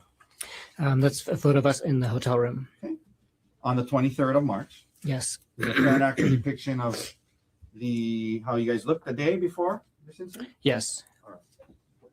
Your Honor, I'd move to admit D 173. Mr. Barner. No objection. Move to mark for identification as defendant's exhibit D 173's received into evidence. May we please publish? Yes. Zoom in again. Is this the hotel room you guys are in? Yes. Okay, and it's the day before the hike, yes? Yes. All right. We can take that now. Did you go to dinner the first night? Yes. Second day, you guys are going to be there. Were you planning on going on a hike? Yes. And why? Why a hike? Tell us about that. Is that something you guys would do often? Tell the jury about that, hiking. Yeah. So we would hike often, and we would travel often too. So we pretty much wherever we went, we typically would hike at some point during the trip. And we weren't like crazy campers or anything like that. So we wouldn't do like a bunch of overnight things, but we like to do Okay. hikes. And she also wanted to see Oahu, and so I was looking for hikes that we could do that would kind of show the island. Okay. And I'll get back to the particular hike and why you chose that one. But did Ariel enjoy hiking? Yes, Something you guys did all the time? all the time. Okay. I believe D 156 is in evidence. May I publish D 156, Your Honor? Please. Can we zoom in on that photo? So is that Yeah, that's at Iao on Maui. okay? And that's a hike you It's guys like would do. it's like a secret hike behind the Iao monument that you can do if you know where it is. Some steep cliffs here and there. A lot of them, yeah. All right, you can take that down. You know, there was testimony about how the hikes that day on the Palipuka Trail, it made her feel uncomfortable, Ariel. Had you guys been on hikes or activities before with equal or greater heights and cliffs? Definitely, Did you guys ever go bungee jumping? we did. Tell the jury about that, where that was and what that was like. Yeah, so we got engaged in South Africa. We did a 2-week trip there and met a lot of my family and friends and did a lot of sightseeing and got engaged. And as part of that trip, What was the bungee jump? we went bungee jumping. Off of what? It's called Blokran's Bridge. It's a bridge that spans a beautiful canyon in South Africa, and it's a 700-foot bungee jump. It's one of the tallest bungee jumps, one of the tallest commercial bungee jumps in the world. And Ariel did that? Yes. Could we please also pull up Exhibit D 149? That's already in evidence. Let's let the clerk confirm it. Please. Okay, thank you. Would you guys go zip lining? Or Yes. have you gone zip lining? Yes. Okay. Yeah, that's Costa Rica. That's in Costa Rica? Costa Rica? Yes. Okay. We can take that down. In your entire relationship, when you know there were, whether it would be bungee jumping, the hikes with steep cliffs, zip lining, had she ever expressed any concern about hikes before? We are both very cautious people. and we stay safe. And so we don't end up going close to the edge. Our friend Gianna likes to go like and Okay. pose for crazy pictures, and we didn't pose for the like super crazy pictures, but we would always do the hikes and without any concern. Okay. As long Even as- ones with steep drop off. Yes, for sure. Okay. Now, there was testimony from Detective E. Numa about some of the searches you did on hikes. And first of all, there was some searches in there about Maui hikes. Why were you searching hikes about Maui in that early March time period? I was looking for hikes on Oahu, and then while I was looking at hikes, I just started kind of looking at hikes that I had meant to look up in Maui too.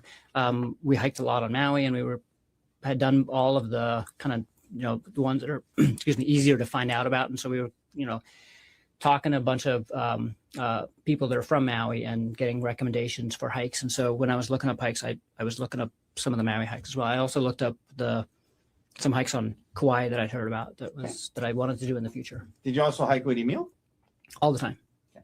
on Maui? On Maui, yeah. He loved hiking and jumping off waterfalls. Okay. So you do the research. Do you come across the Palipuka hike? Yes. And what did you learn about it, and why did you choose that one? What were the things that made you choose that one over the other ones that you researched? It just seemed like a really cool spot that you end up in, where there's this hole in the mountain you can look through and take pictures. And the hike itself seemed fun because it provided a bunch of great views, but it was also kind of close to Waikiki, and it wasn't too long of a hike. Why did it matter if it was really long or not? We didn't want to spend the whole day out. So we were only going to be here from Sunday to Tuesday. And so Monday was our only, the only day that we were here the whole day. And we wanted to hang out by the pool for So part was of the the plan, go on this kind of shorter hike and then go hang out at the pool the rest of the day? Yeah. Did you also make a dinner reservation at Yes. Set Yes. for that night? Yes. Did you explain to Ari ahead of time that you had found this Palipuka hike? Yes. Did you tell her a little bit about it? Yeah. Did she object to it in any way? No, not at all. She sounded excited. Excuse me? She sounded excited. Okay, second day. Now, you said the plan was short hike, spend some time at the pool, go to dinner. Let's talk about that day. So that was that her birthday, we've heard? Yes. So you guys wake up and already in evidence is States Exhibit 133. May we publish that, Your Honor? Yes.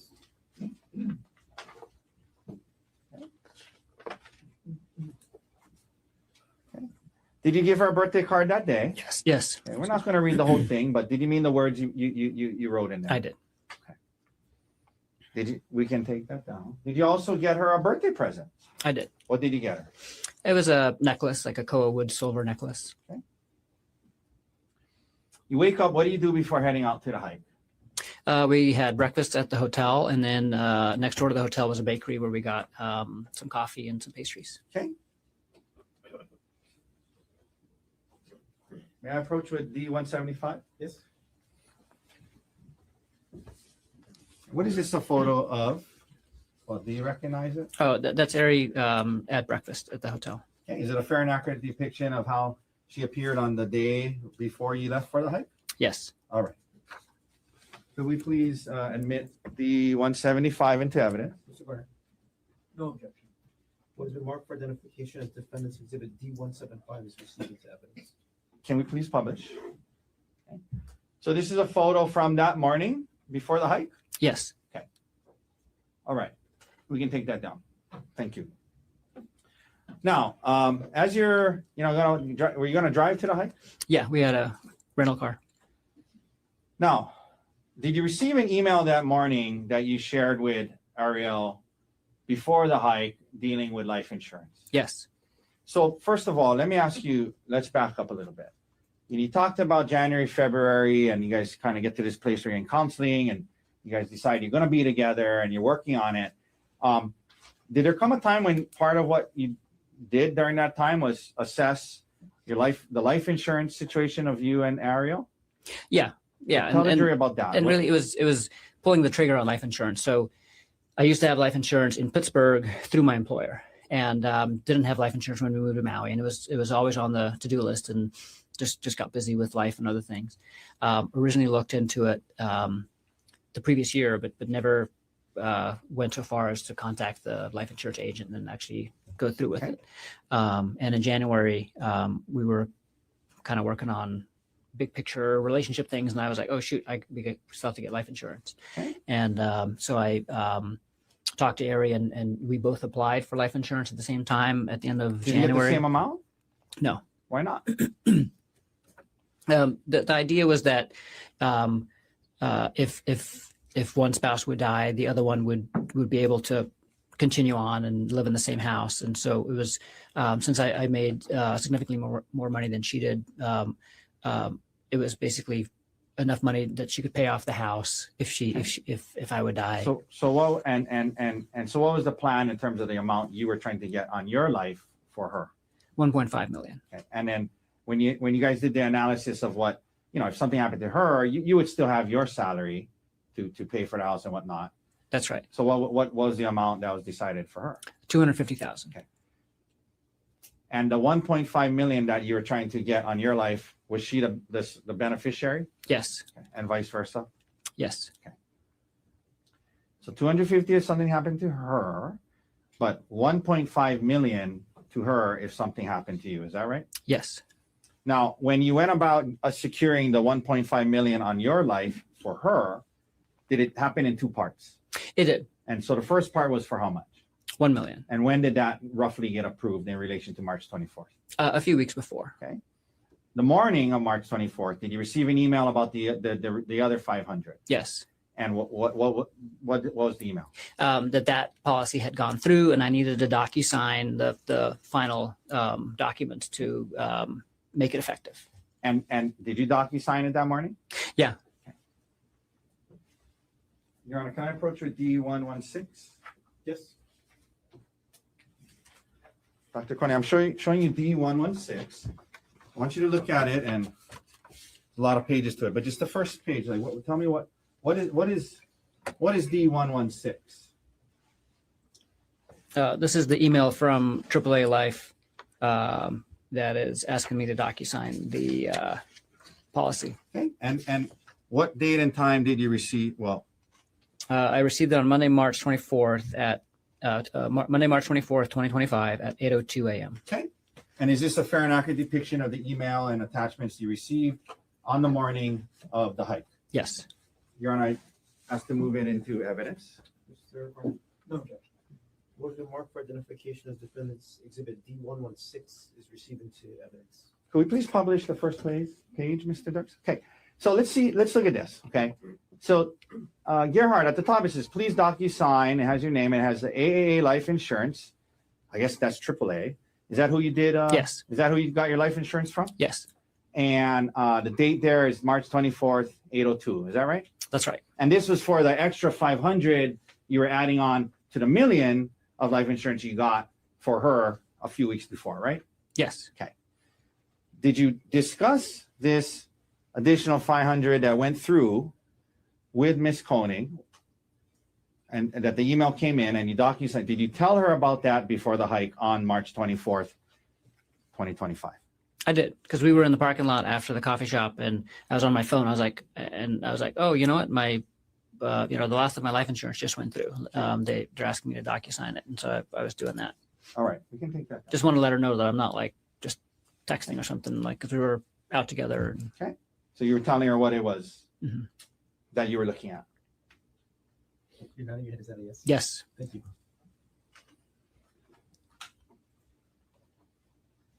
And so from that point on, if something happened to you and in an accident or whatnot, she would get $1.5 million, correct? That's correct.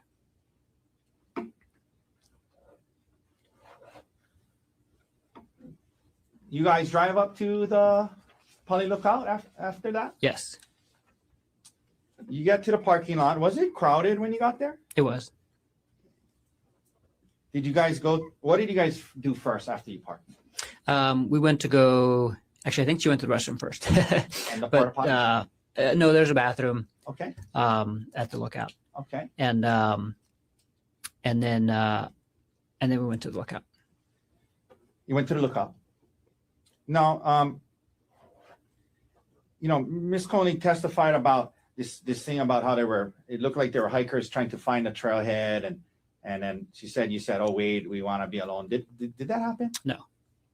How hard is it to find the trailhead? It's not hard if you know where it is. It's not marked with a sign or anything, but it's right behind the the bright blue porta potties, and there's a permanent rock wall, and it's like rock, like kind of almost like an altar right there. So if you know what to look for, it's really easy to find. After looking at the lookout, did you guys start the hike? Yes. You head up the trail, and as you're heading up the trail, did you guys stop and take any photos? Yes. Okay, and can we? I believe S-131 is in evidence. Can we publish it? Let's just let the court confirm. Yes. Okay, thank you, Your Honor. Okay, so is this a photo that was on right after you, kind of shortly before you? I mean, right when you started the hike? It was. Yes. And who posted that? Ari did. Okay, let's take that down. Now,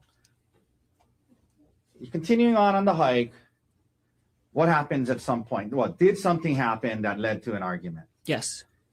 Tell the jury what happened that led to an argument. Well, first of all, how far up into the hike was it?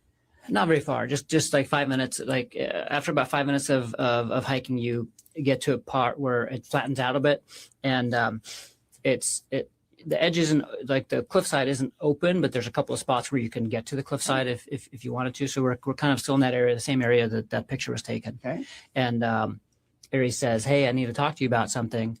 I'm working on this project with Jeff Miller, and I'm gonna need to travel with him again, and I need you to be okay with that. Is that okay?"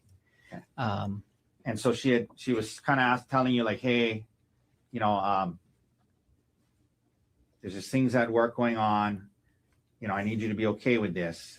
And asking you to trust her. Yes. Okay.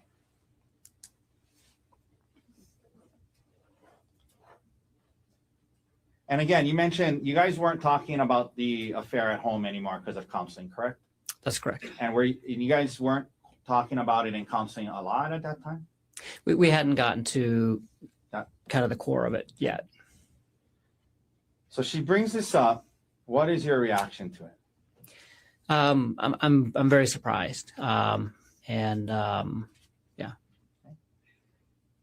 Were you upset and angry? I wasn't angry. I was surprised and upset. And I told her no. Like I'm not okay with that.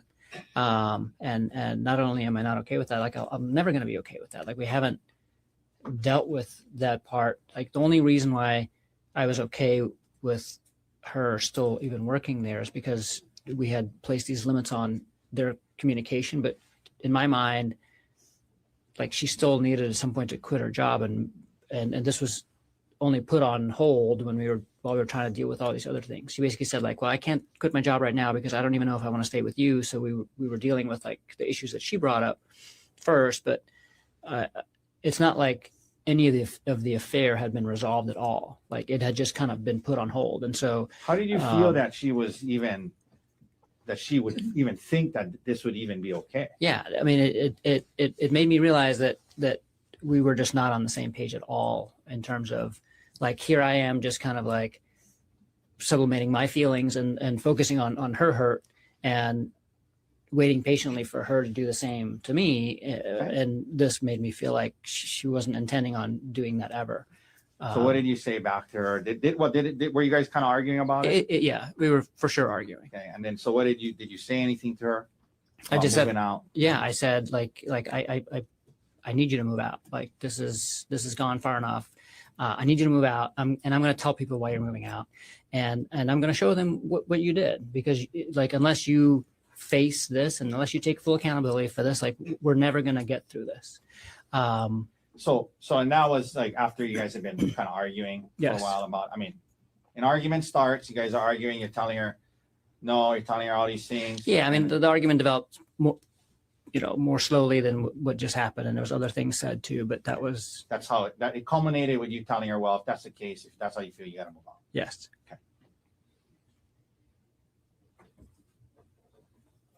What did she say anything to you about her mom and Gianna?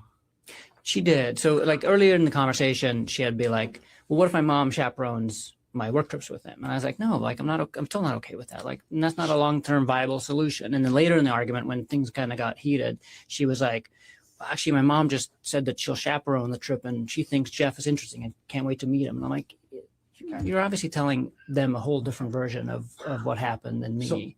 So in the argument, in her effort to say for you to be okay with it and go on the trip, she said, well, what if my mom chaperones me? Yes. After, it comes to this point in the argument where you say, well, you know what, you got to move out there. I'm going to tell everybody what you did. I mean, it was a pretty, it got to kind of it was not a good conversation. It sounds like. Yeah. Okay. So what did you do next? I stomped off. I just stomped off up the trail. And this was a point where we were both really kind of just upset with each other. And I went one way and she went the other way. How far up did you go? 5 to 10 minutes. Okay. Why did you turn around? I was kind of at a loss of not kind of a loss. I was I just didn't want to be there. Like did it make sense for you to keep going on this hike? No. I like 5 to 10 minutes in, I was like realizing kind of where I was, and I was like, I don't want to be here. I want to go home and like start dealing with what we need to deal with. I don't want to, I got to the point where it opens up and it's like these beautiful views, and I'm like there by myself and upset. And I was like, I don't want to be on this hike by myself, upset, and I don't want to do this hike. I'm going to come back and do this hike at a different time when I'm happy. I was really looking forward to doing the hike. When you headed back down, were you expecting Ariel to be where you had left her? No. Where were you expecting her to be? I thought she went to the car because I saw her head down the trail. And there was testimony that when she said when you got there, you said, "Oh, you're still here." Did you say that? Yes. And is that because you assumed she had gone back to the parking lot? Yes. How far away from the parking lot were you guys when this argument started? Like 5 minutes. Okay. Or less, probably. Yeah. Okay. Now you get back. What is her demeanor and behavior like now? Like a 180 reversal, basically. So she was like extremely apologetic, and said, basically, I'm so sorry. You're right. Like, I need to take accountability and like, let's just, not ruin the day. I don't want to ruin the day. I don't want to ruin our trip. And let's keep talking about this in therapy. And she said like, I won't travel with Jeff. Did you guys end up taking a selfie? Yeah. First she was like, again, like almost manic, like super happy, and was trying to basically, get me to be in a better mood. And she was like, I'm gonna climb this tree, take pictures of me in this tree. And so she handed me her phone and I took some pictures of her in the tree. And then after that, she said, let's take a selfie by the cliff's edge. That was her idea. Yes. Okay. Did you guys take one? We did. And what happened after that? Right after the selfie, I just remember kind of staying at the edge there and looking over the edge and just kind of still in thought about everything that had just happened and what's going on. And then I felt like a shove, Okay. and I was almost pushed over the edge. You felt a shove. Okay. Who shoved you? Henry did. What did you do right after that? Barely caught myself and turned around and looked at her and was like, what the fuck was that? Like, Okay. Turn around and it was like what like was like kind of in shock, like what the fuck was that? yes. Okay. And then did you move towards her? Yeah, I did. I was like, just asking her like, what was that? And started walking towards her. Okay. Because at this point she was like 5 or 10 feet away from me. Okay. So you walked towards her And you mentioned when you're walking towards you, where were your hands? Out. Now, did you get close to her? Yes, eventually. Yeah. Well, And by the way, when you start walking towards her, is she saying anything? not initially, but I turn around and I'm asking her like, what the hell's, what the fuck just happened and what's going on? And as I'm starting to walk towards her, she starts yelling. She starts yelling. Yeah. Help me, help me. And then what happens? And then I just keep walking to her like, what are you doing? Were you And I telling get- her, like, why are you screaming? Yeah. What are you doing? And I get to her and I'm like, touching her, just putting my hands on her arms. And I was like, what are you doing? What's going on? What happens then? She keeps yelling and she kind of grabs my wrists and throws herself on the ground and pulls me down with her. So now you guys are on the ground. Yes. When you're on the ground, what starts to happen? She's holding on to me and I'm trying to figure out what's going on, but I'm also at this point trying to let go of, like, trying to get free because she's like actively holding on to me. Like she has her leg like wrapped around one of my legs and like is actively holding on to me and is yelling. And so I'm trying to, get free. And I get my one arm free and I try to use it to get my other arm free. And she grabs me by the testicles. And Let me stop you there. Did you ever, in the course of this whole thing you described so far, ever try to pull her towards, push her off, or drag her towards the cliff's edge? no, not at all. So you guys you're on the ground. She's kind of holding on to you. You guys are would you just kind of like a scuffle going on?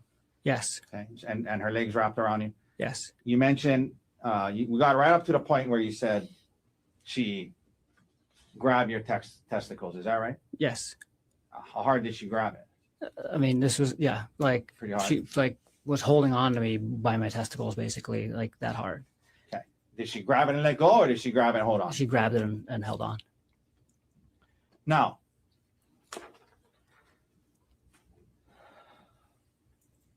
what happens after she does that? Then I try to free my testicles. And so I'm like thrashing with, and I get both hands free and I'm trying to get her to let go of my testicles. And then she hits me with a rock on the side of the face. She's holding on to your testicles. You're kind of focused on that, obviously. And then at some point while you're focused on that, you And it happened all really fast. Yeah. But That's I mean, I'm glad you raised that up. Was this like happening slowly where you had it time all to happened within probably less than a minute, maybe quickly? slightly more than a minute, but I mean, 2 I mean, minutes or something. but you weren't timing it. From the moment that like we were on the ground and she was grabbing my testicles was like It happened quickly. everything after the grabbing of the testicles happened very quickly. Okay. And you weren't timing it or anything. No. This is just your estimate. Okay. So now she's holding on to you, she's squeezing your testicles, and you kind of dealing with that. And she's on the ground and you're kind of on top of her. Yes. And you said then you felt you got hit with the rock. Yes. Where'd you get hit? On the left side of my face. How many times? She kept doing it. The first blow she landed really well, and after that I was able to block fairly well. She did like land a couple more, but not as bad as the first one. She still got your testicles? Yeah, so she's like holding my testicle and just like hitting me like this. And now do you stop dealing with your testicles? Just focused on the rock at this point. Okay. Yeah. Okay. Yeah, Did it hurt when you got hit with the rock? you did. Could we publish what's in evidence as Exhibit D30, Your Honor? Yes. Okay. Gerhard, is this where you got hit with the rock? Yes. Is that the area? Yes. We can take that down. Now, you get hit with the rock. Explain to the jury what happens next and why. I was able to wrestle the rock out of her hand. Does she still have your testicles? Yes. Still squeezing them? Yes. What do And you do? I was able to like, so we're like, she's hitting me and I'm like blocking. And then I start like and I get Is a there a wrist. scuffle over the rock? Yes. Is it near her face? Yes. I mean, Okay. it's And it's then what right. happens? And I finally get the rock. What'd you do? I hit her with the rock.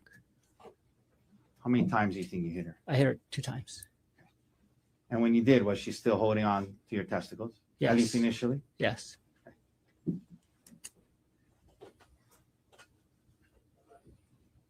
Why did you hit her? Why did you react that way? Just on instinct to defend myself.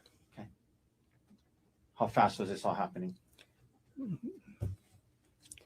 Pretty fast? Really fast.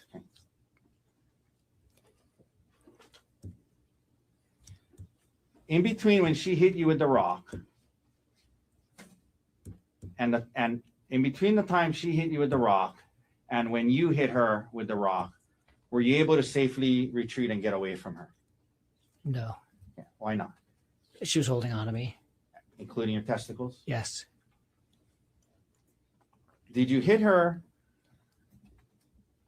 in the face or the eye with the rock? No. Where you said 2 times, where did you hit her? On the side of the head. So we've seen these photos of the stellate laceration. You caused that by hitting her, right? Yes. Did you continue to hit her after those 2 hits? No. And why not? Because she stopped fighting. She let go of my testicles, and I was Okay. able to stand up. And then you stopped. Yes. You know, there was testimony about the 2 witnesses. Did you stop hitting her because the witnesses showed up? No, I didn't know that they were there until after I stood up. Did you see blood? Yes. Was there a lot of blood? There was a lot of blood. Did you see her kind of scoot down towards the witnesses? Yes. Did you try to stop her in any way? No. You let her get to them. Yes. Did you hear her yelling to the witnesses, he's trying to kill me? Yes. Gerhard, did you have any syringes on the mountain that day? No. Did you try to poke her or stab her with any syringes? No. Okay. Now, Gerhard, she scoots away. She's now with the 2 witnesses. You see a lot of blood. What do you physically do next? I'm just in a daze, and I just kind of watch her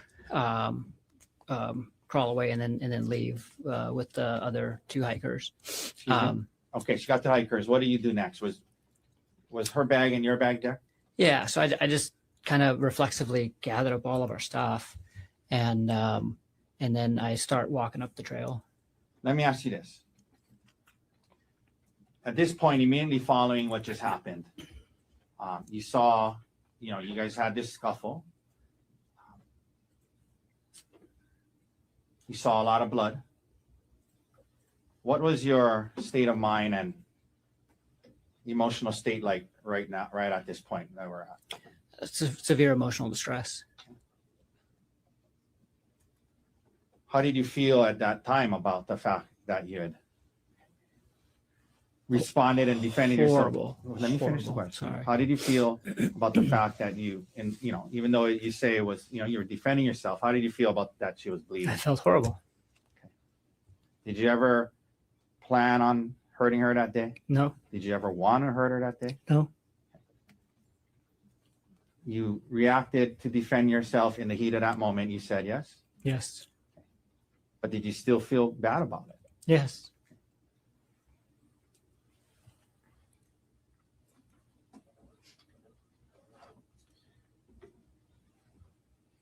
You mentioned that you were in some kind of extreme emotional distress, I think you said. Okay.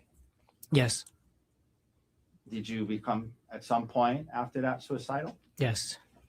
Why? Tell the jury why, to the best of your understanding. I just felt hopeless at that point in terms of everything. Like I felt horrified about what I did to her, that I caused this to her, that I had resorted to violence against my wife, the person who I loved the most in the world. And and just kind of felt hopeless in terms of our relationship too. Okay. Um, And that being said, I mean, in that moment, were you defending yourself when you reacted that way? yes. No, Yes. What did you do next? Now you're heading up the hill. What do you do next? I just kind of kept walking up and kind of got to the same place that I had made it the last time, where the trail opens up and you're finally on the ridge. And Were you thinking about jumping? I mean, I'd already decided. I decided to jump, and kind of last second was made the decision to call Emil just to say goodbye. So this incident happens. You know, you talked about the emotional state you were in. Did you believe your marriage was over? Yes. Did you believe you heard her yelling to the other people that he's trying to kill me? Yes. You saw how bloody she was. Yes. Did you believe that your career could be over? Yes. Did you you became suicidal? Who's the one person in the world you wanted to call My son Emil. before you jumped? Yes. Were you in a good state of mind when you made that call? No. How do you feel about the fact that you put him in that position and made that call to him? So many feelings because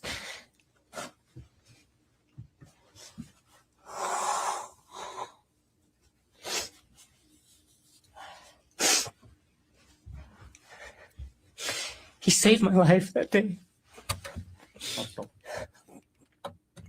convinced you not to jump? He saved my life that day, but I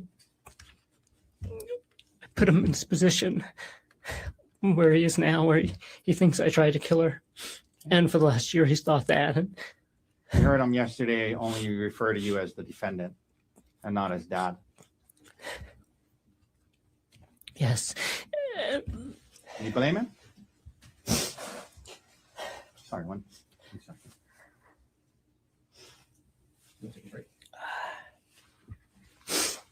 No, I don't blame him. I had such good intentions of calling him, but In the sense that you wanted to say goodbye.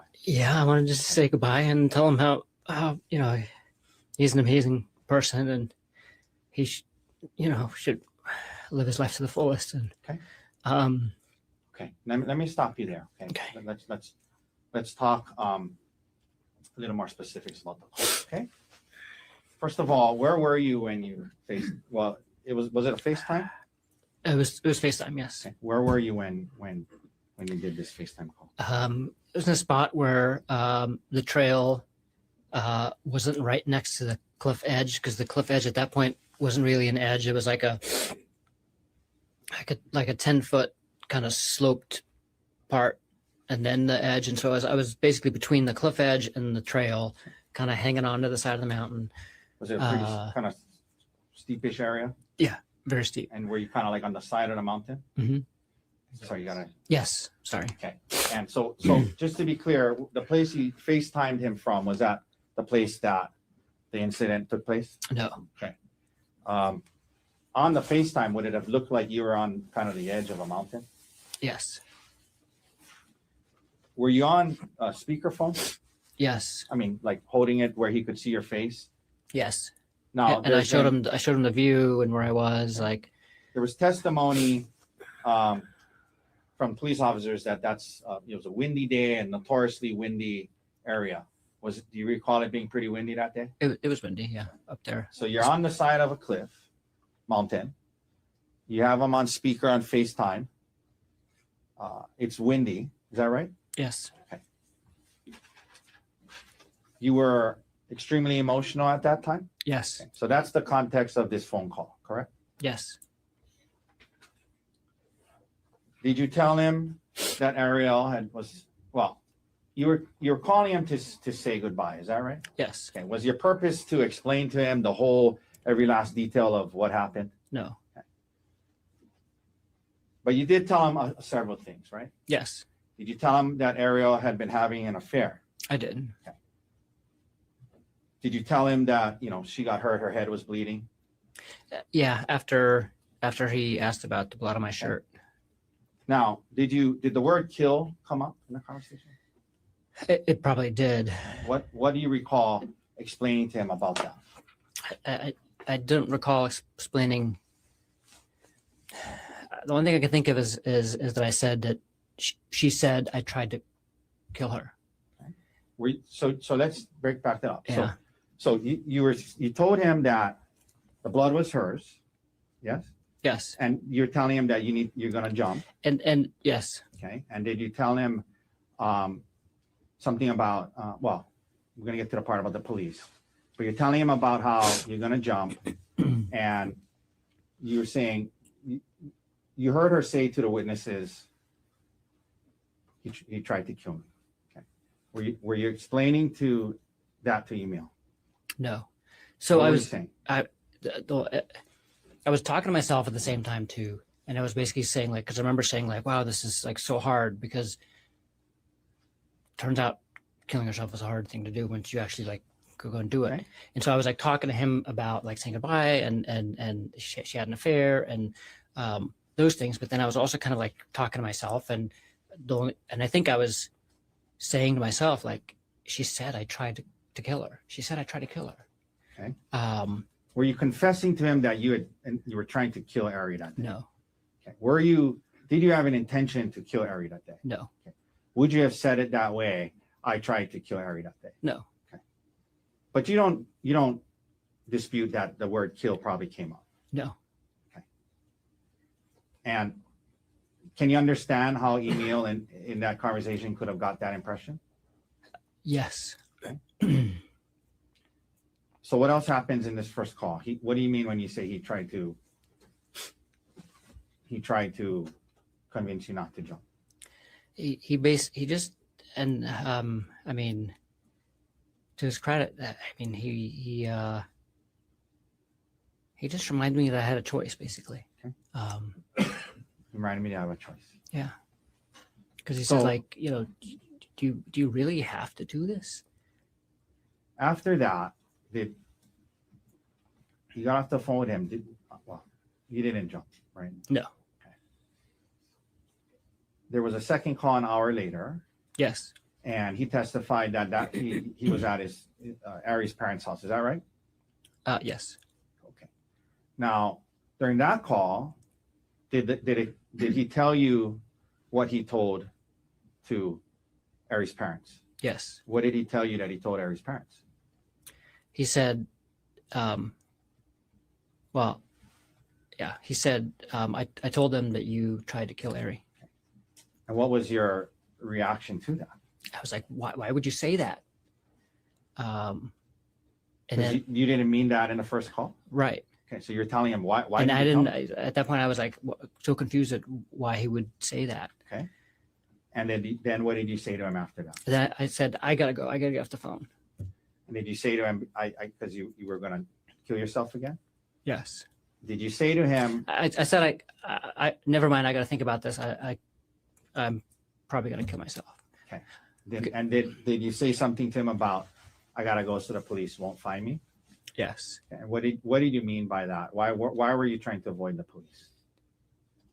I didn't want my choice of killing myself taken away at that time until I had made the decision to either do it or not. While you were still deciding if you were going to kill yourself, you didn't want to be seized by the police, That's correct. because once they seize you, you wouldn't be able to kill yourself. Yes.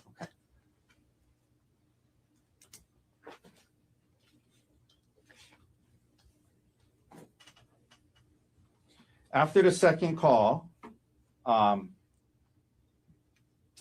did you do? I just stayed on the mountain, kind of in the same general area. Were you actively moving around, dodging the investigators? Not really. I moved around a few times, but I mostly just sat and actually was in and out of sleep most of the day. If my recollection was that a couple of hours had passed, and then I realized what time it was, Okay. and it was getting. Let me ask you this. Getting There's dark. been some talk about Ariel's bag. Did you initially have the bag? I did. What'd you do? What happened to the bag? I honestly don't remember where I left. I must have left it at some point on the mountain As you were during that time. during that time. Okay. Now,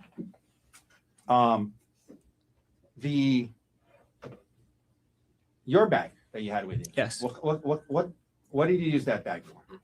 It's a little crossbody Patagonia bag, and it's the bag that I take to and from work and home every day. Okay. You mentioned walking to work. Do you walk to work? Not every day, but often, yes. And when you do walk to work, you bring that bag. When I walk to work and when I don't walk to work too. So this is the bag that I take into the hospital with me, and it has like my water bottle for the day, my sunglasses, snacks, paperwork for work, Okay. You mentioned paperwork and sometimes pens. and yeah.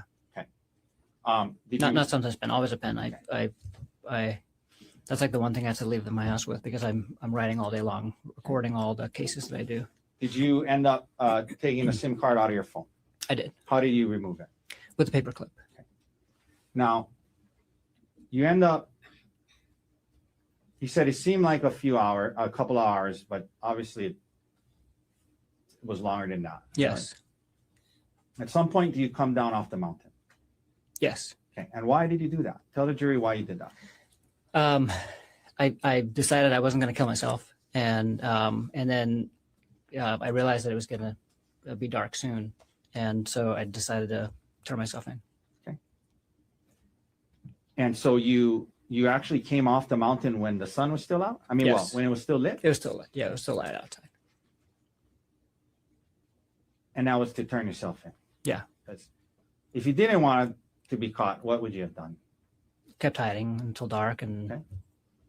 So you come down, and there was talk about you walking, down the road when the 3 officers got there. yes, And were you trying to flee from them? no. Okay, so explain that to the jury. What happens when they pull up to you?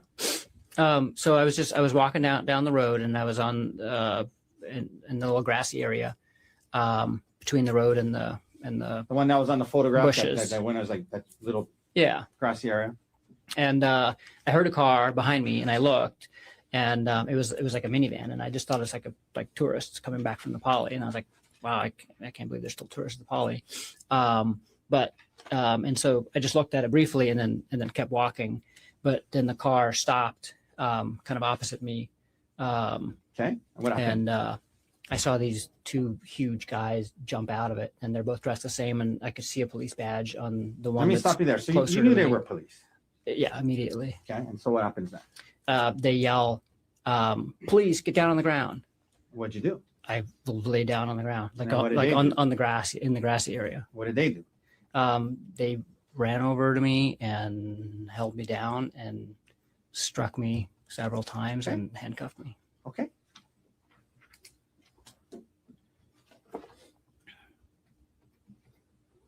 Did you fall on your face with the officer falling on you in that transaction or interaction? No officer fell on me at all during the entire thing, and I did not fall on my face. Did they hit or punch you in the face? No. But they did, as they testify, strike you a couple of times. Yes, In where? and my ribs and like my upper legs, like thighs. Okay. So after this moment, now you're arrested. Did you have injuries from that whole day? Yes, Okay, we talked about the injury to the side of your face. yes, What other injuries did you have after you were arrested? just my ribs. Did you have any bite marks on your arm? No, Did you have any scratch marks on your face or body? no, An HPD photographed your injuries. yes.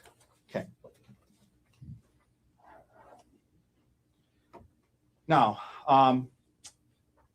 some additional questions, and we're getting close to the end of my examination, Gerhard. I know it's been a long day. Your work bag on Maui. Well, let me ask you this before I go there. The bag that you had on, Yes. on the hike, did Did you see the big blood stain on the back of your shirt? Yes, What was that from? it's from the bag Okay, that I was. explain that. So during the scuffle, my bag, I was holding both bags. I put both bags down to take the selfie, and I had both bags again. Why did you have her bag? Because she had given it to me when she was climbing up on Okay. the tree. And then The scuffle happened. the scuffle happens, and my bag both bags, went flying basically, but my bag must have been right by her head, because after she left, when I picked my bag up, there was a bunch of blood on the Okay. back of it. And then you put the bag on your back, and that's Yes. how the blood got on your shirt. Yes. Now, your work bag. You're an anesthesiologist, correct? Yes, And you that work bag was always on Maui, is that right? that's correct. Do you work in more than one location? Yes. And why did you have medications and syringes in that bag? That's the bag that I use in the operating room every day. And I have medications in it that I use for work. Most of the medications that are in there are used for emergencies when I'm on call. Okay, let me ask you about that. When you're on call, do you sometimes you're at home and you have to rush in to a different, is it always the same location?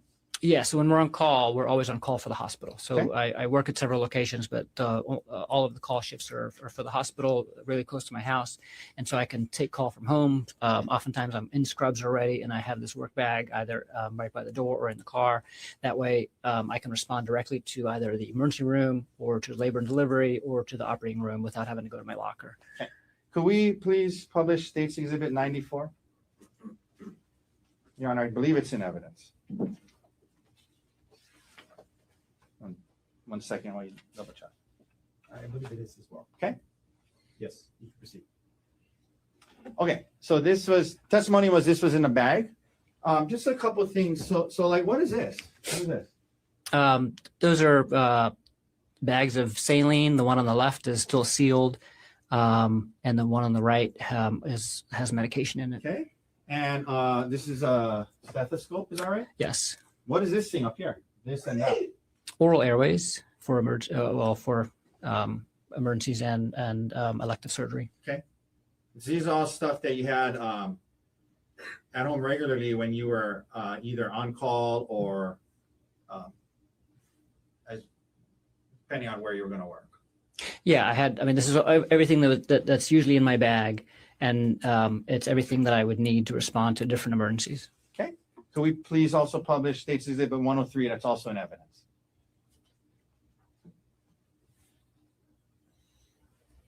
Okay, this was also in your bag according to them. Is that your work ID?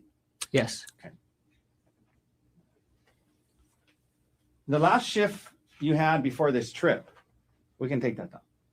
Where had you been working? At the hospital, Okay. Do you remember in what unit? labor and delivery. So after that shift, would it be normal for you to have that bag? Yes, And why is that? because I keep the bag with me for the entire shift. It's a 24-hour shift. I start at 7 a.m. and I keep going until 7 a.m. the next day. And so when my shift ends, unless I'm actively at the hospital taking care of something there, I'm at home when my shift ends. And so I was at home when my shift ended that day, and that's why I had the bag with me. Oh, you're at home because you're on call. Yes. Now, prior to this trip to Oahu, did Ariel know about this bag and the fact you had medication syringes in it? Absolutely. I've had it at home often.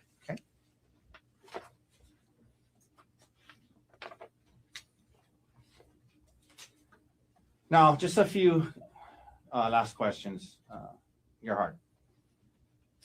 You testified that you reacted to defend yourself when she hit you with the rock, and it's all happening fast, and she has your testicles. You grab and you hit her, and it was all happening fast. So you were defending yourself in that moment. Is that right? Yes. And did you stop as soon as she stopped? Yes. But you also said you felt horrible about it. Yes. Can you explain to the jury how those things can coexist?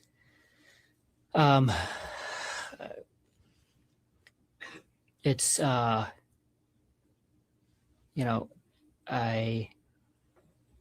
believe in the right to self-defense, right? But I mean, in the moment, it was kind of an impulse. It wasn't like a conscious, like, I'm going to analyze this from like a, legal perspective. It was, but yet, the result of it was harm to my wife. How do you feel about that? That she's got hurt. Horrible. You've learned that she is filing for divorce and seeking full custody of your children, yes? Yes.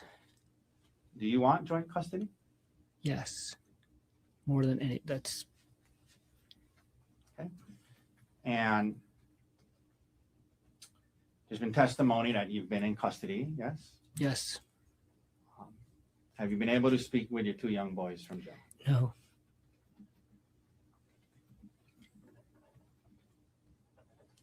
Gerhard, did you have a plan to kill your wife on the mountain that day? No. Did you try to throw her off a cliff? No. Did you try to stab her with syringes? No. When you hit her with the rock twice, why did you do it? In self-defense. Thank you. That's all the questions I have. Thank you, Mr. Tucker. Mr. Barnard, can you take a cross-examination